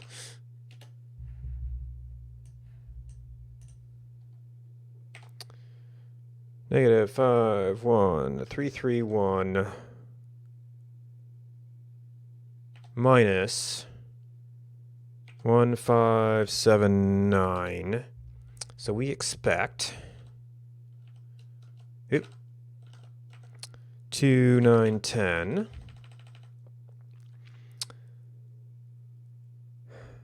All right, now this is going to get extra annoying.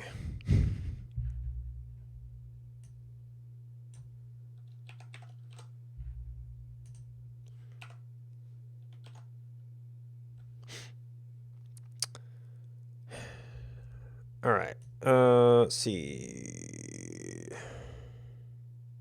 You only have one timestamp? Yeah, I think you only have one timestamp. So C is not a B.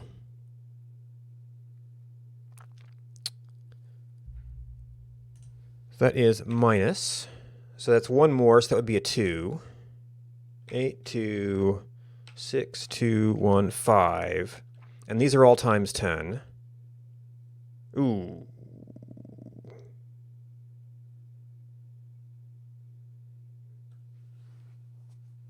Yeah, that's fine.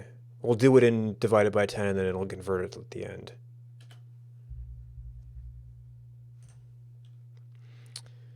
Eight, 2, 3, 5, 4, 9, 5, 3, 5, 0. And then all that same stuff, except... oh, geez, what's an E?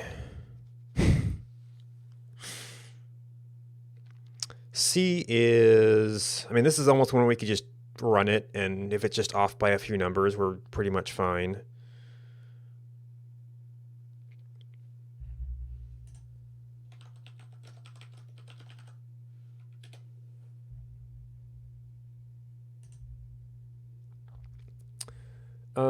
E... Let's see, 5... Let's see, so B is 2, and it's actually 1. You know, I was thinking hexadecimal where E is near the end. That's actually only a few up. So that would be a 4. Did I already do minus? I don't see a minus. And are you a minus? Yes, you're a minus. Because it was... Oh, no, this is plus. Plus. 4, 4, 6. So 9, 5, 7, 9, 6.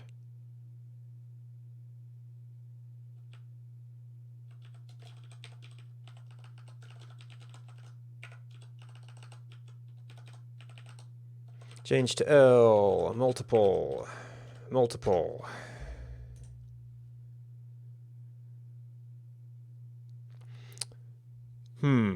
All right, that only differs in a couple of numbers. I probably forgot to like wrap something.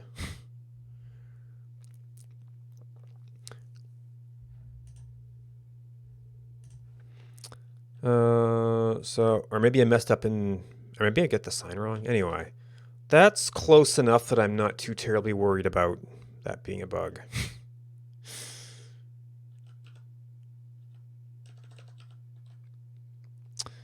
9, 8, 10. No, that's too many digits. Just an extra 5? 9, 9.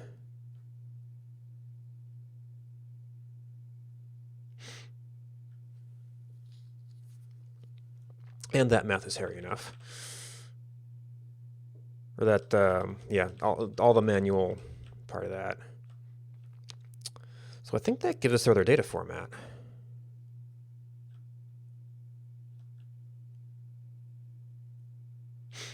We still have to work out the actual UI to use the first one.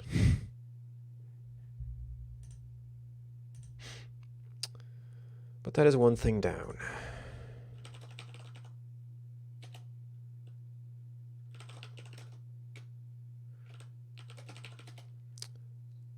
Okay, so I know a bunch of... Oh, and then, yeah, we changed the record. And maybe I should make that like key placement and log placement or something to avoid name collisions elsewhere.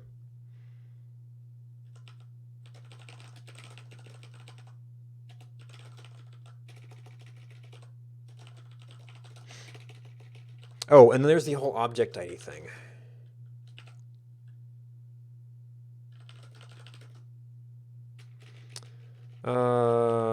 Parser for log value y x t first format.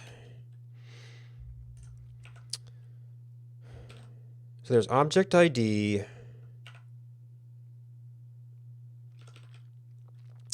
Technically, these formats can be either string objects or... Well, I'm only using ints in the case of the count records. But if we were ever to parse the other types, then these formats could be different things. You could have different parsers for those. If I don't parse these as ints here. I may have to convert it for these purposes.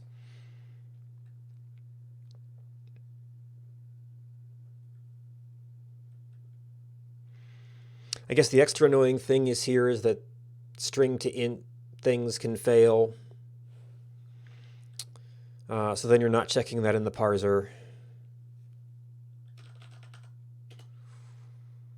Let's see, we do have our constructor thing, but that's not necessarily in the success-fail flow. This is all going to be in value line, actually.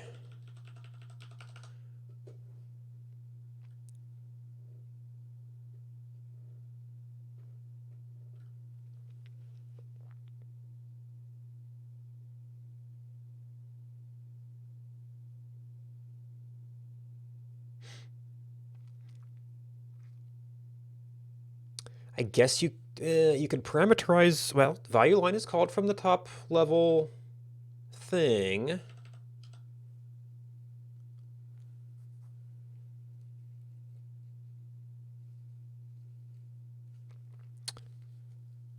You could parameterize it with another parser.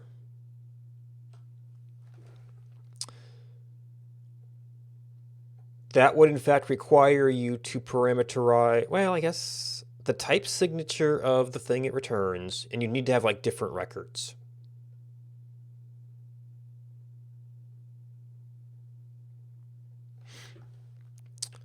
Yeah, because this has to construct different types. Or log and placement would themselves have to have placeholder types. So you have log string and log int, for instance.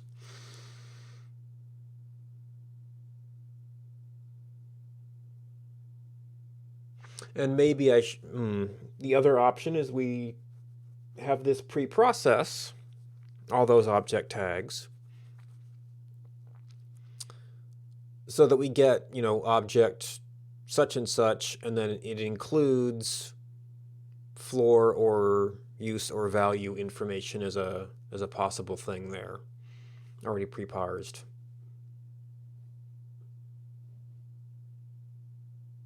Then the type is always the same.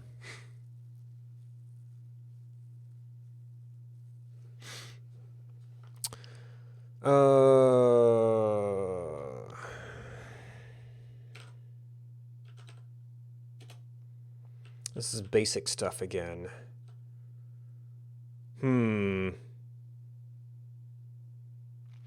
Let's see. So I think, is it leading F or trailing F?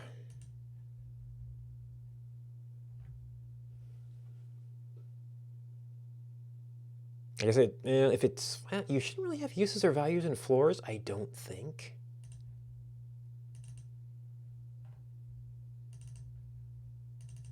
I never did look at how big today's log was.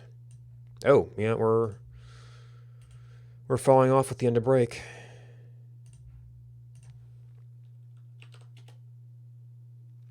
No, I need F. Okay, so F is a leading character. So I guess that'll kind of be like a one of... Because that'll be basically like the negative sign.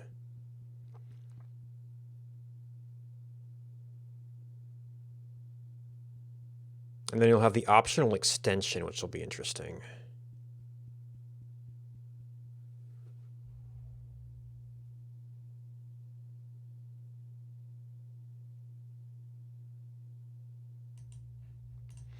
All right, so I guess the biggest thing we could do now is define the type.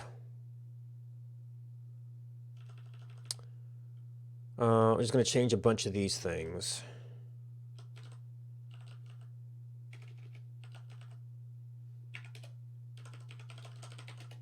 So object ID is still a thing. What do we want to call? Oh, we used a whole data object ID.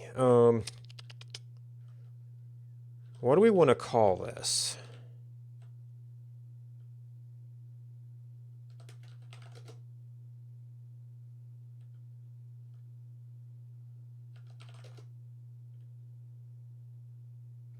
Oh, did you used to be records?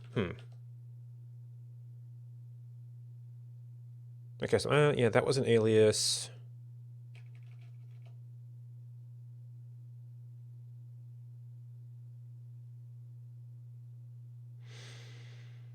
I'll type aliases for records. Is this just object?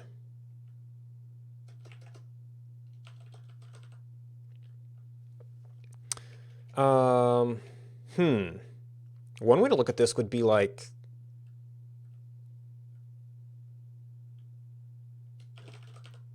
object ID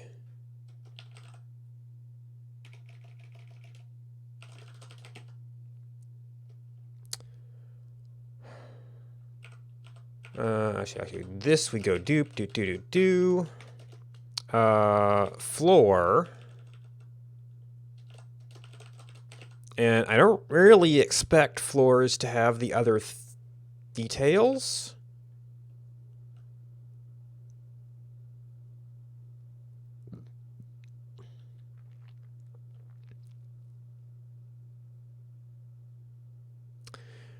Maybe like the track cards would get into some weird stuff.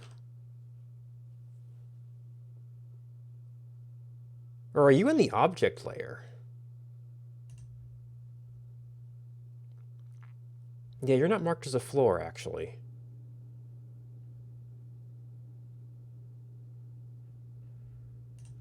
So that might not need the extra stuff.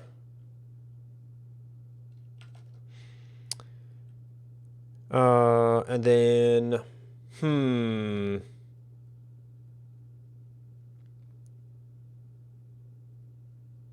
I think we can only have uses or values.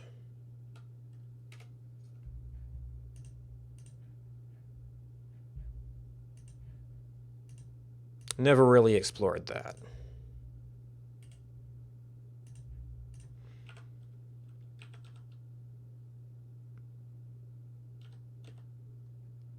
Okay, there's no UV. And there's no VU from what I can tell.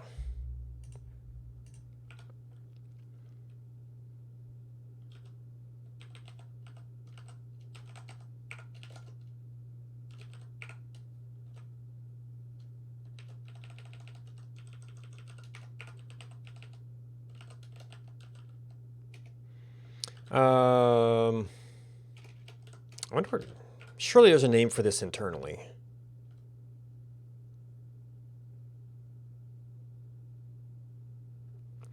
The awkward thing here is 99% of the time all we care about is the object ID.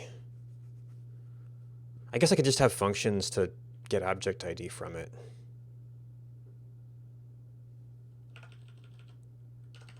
It could be a record, but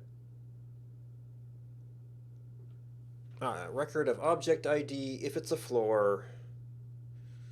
Well, I kind of in my JavaScript code, we're kind of putting all that stuff. Well, some of that stuff, like floor layer, goes into the placement data, not into the object. But when we parse an object, we have to get information out of it. I guess that could be some sort of tuple or record of, hey, this was a floor. Floor placement versus. Of course, then do these things have a type?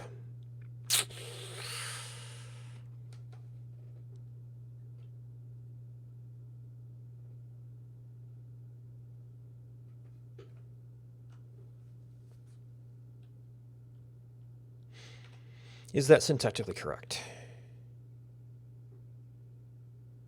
I don't see any complaints.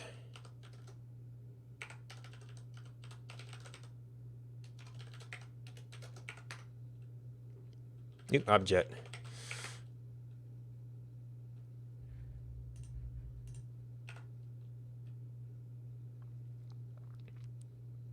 Object. So the simplest transformation here is there's a bunch of places where we say, actually no, it's everywhere where we did object ID.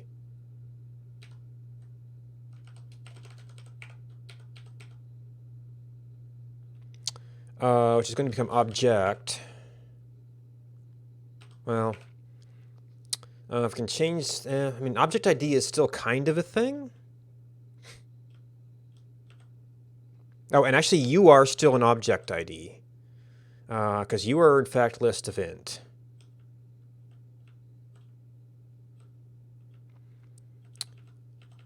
Yeah, you aren't really an object anymore. Yeah, this is where it turns into a bigger thing than I wanted. Because that's not really just an ID anymore.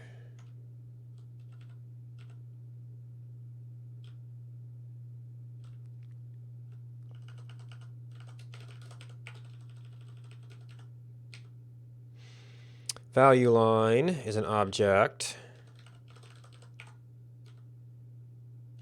Okay, value line.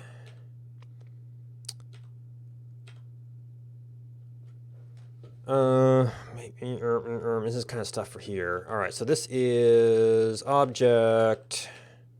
I never did redo the parsers.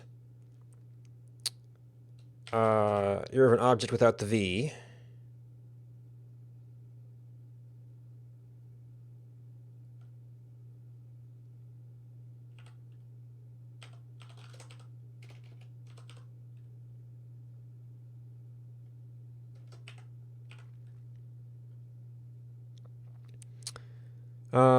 Let's see. So is this a one of?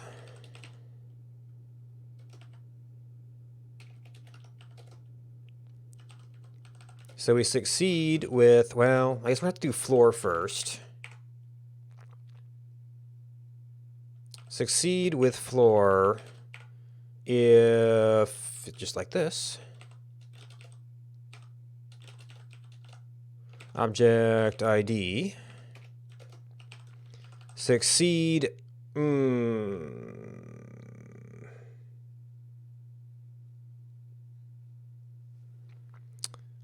Or we parse an object ID.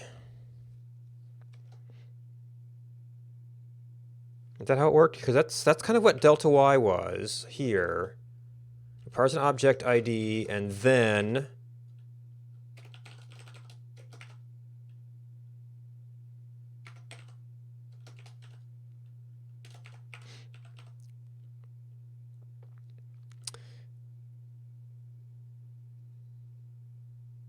yeah, because it has to be kind of an and then. We can't just do series of things because as soon as you succeed on something, it uses it. Well, maybe, does it have, can it do enough backtracking here? Because I think as soon as we do like succeed, like use. I mean, if we do object ID,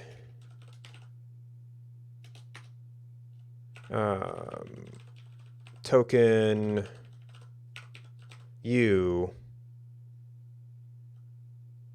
nope, token F,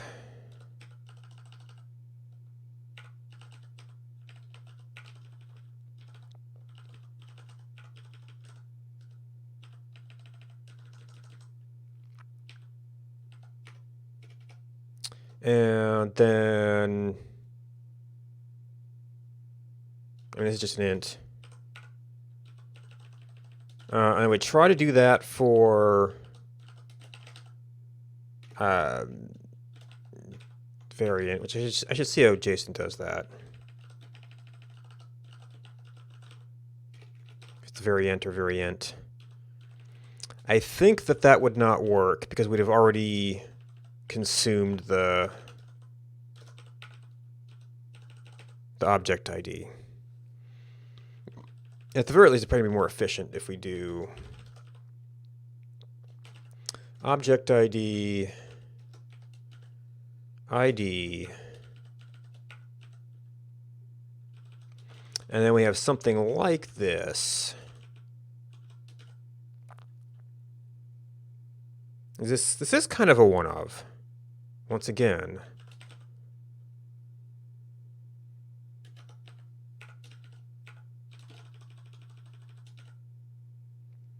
We don't have the object ID. We already have the object ID.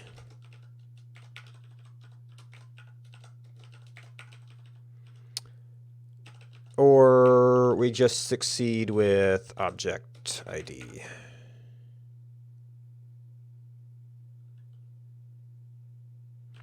Because it'll recognize the first thing and then be able to take that path.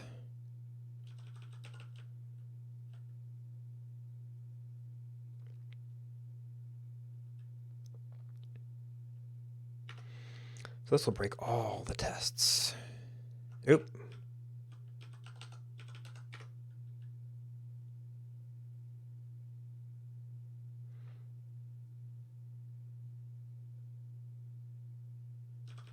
Okay, need to close our list and close our list.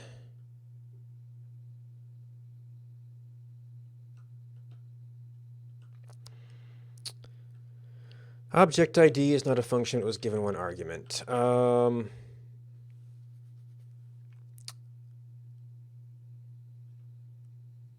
what was, oh, it was and then.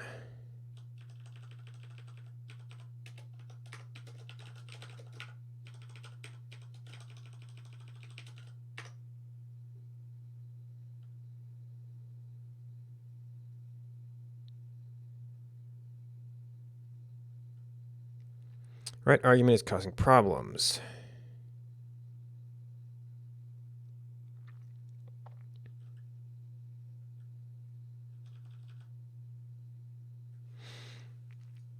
Succeed, eat a symbol, read an int. Int value is xx parser, needs argument parser cx. All right, so now I'm a little bit confused.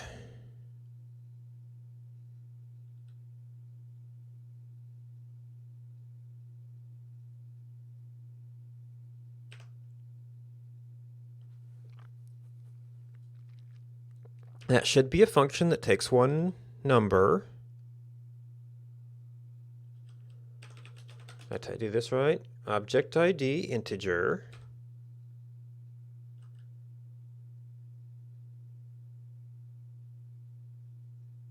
The int value is int not what I think it is, but we use it elsewhere.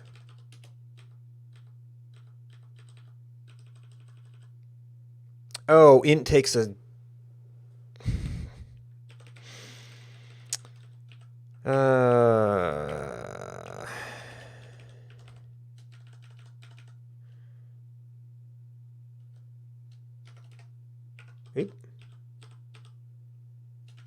Interesting that was not in this format before.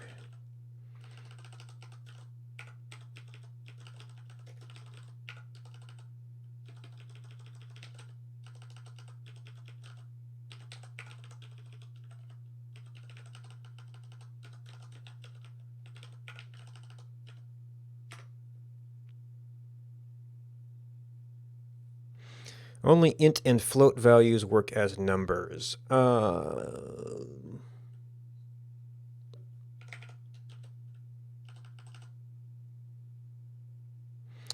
Is a type of number, but we're expecting to be object. Now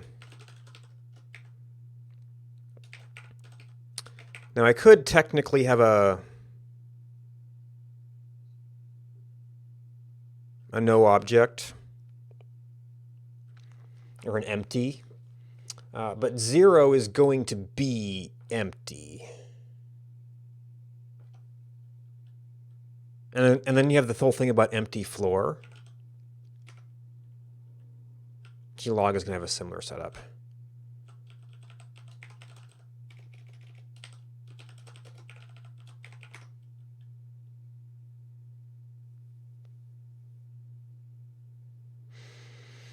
All right, now we have all of our examples. This may have been a bigger thing than I was looking for. So value 1. That might be the only direct test of that. And then we just have these.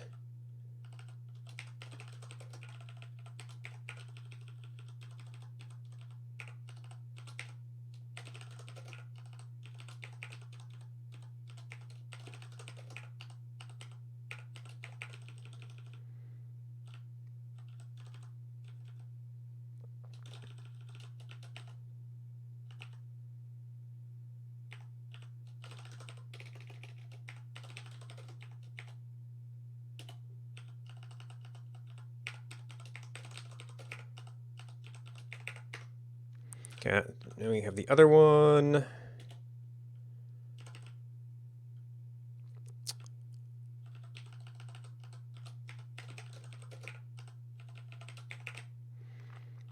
Are there any other 520s here? Oop.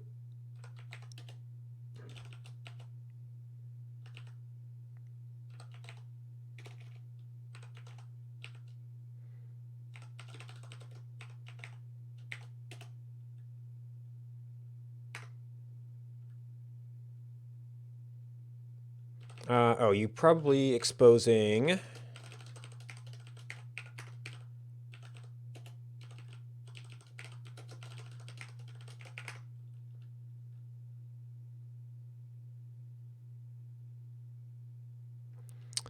Okay, I've got some internal tests. This is in key.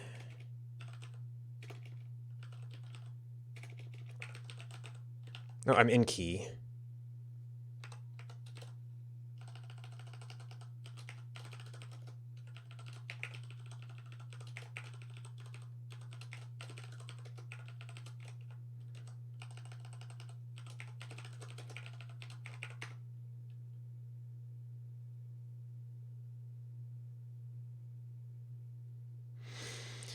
Okay, that's sufficient to pass. We actually did kind of write out most of the. Actually, yeah, I could have done something that just put us into object and simplified that a little bit. So then really we just need to, we did value line, which is, I guess, the surface of what we've got here. So we've got floors.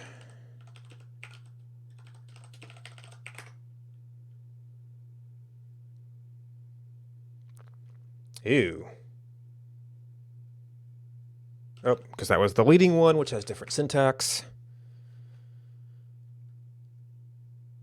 Okay.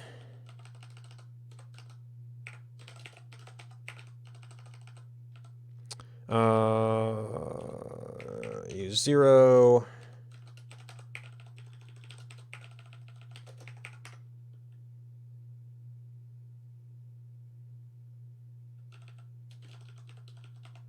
And variant.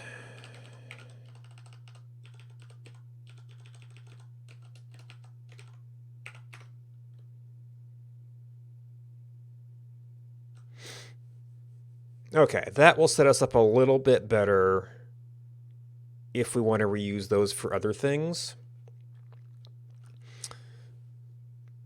Unfortunately for this, I might end up having to like strip that out for convenience, but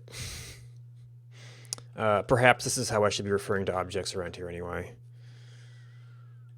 If we ever need to deal with more severe things or more complicated data.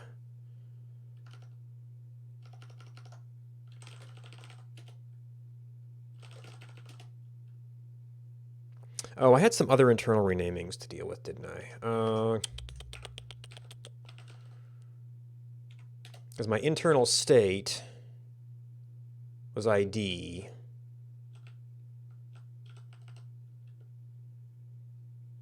Of course, now I have a thing called the object parser, which would just be object. So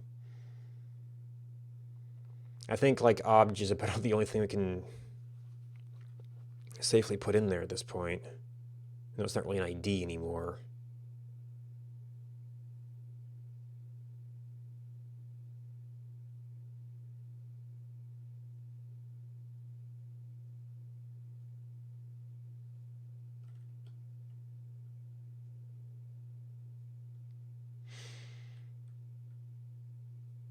And I guess I could have had like a use invariant parsers that did just their little bit.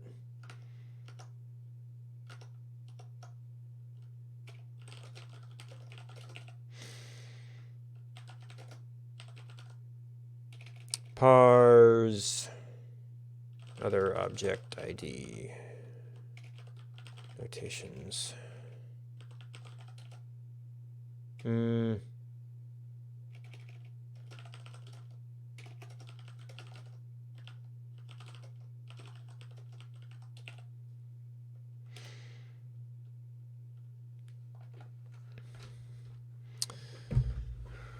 All right.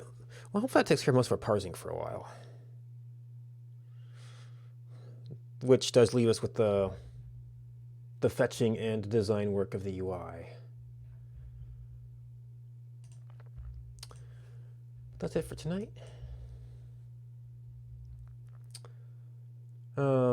Just got started on that and wanted to finish it. Let's see, I don't know that I'm going to have a whole lot of coding people on tonight. I don't do a whole lot of looking for streams, coding streams at night, which maybe I should. That's what I'm usually on, which is usually not Thursdays. And coming up soon, we're going to have back to our like twice a month social events too.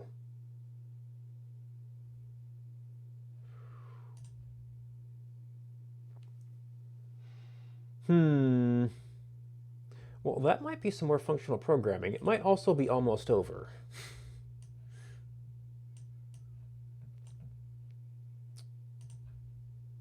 But if you're looking for someplace cool to hang out, Optical is looking like Haskell projects. But yeah, if you're looking for a place cool to hang out, someplace cool to hang out. Thanks for hanging out with me. Good night, and until next time.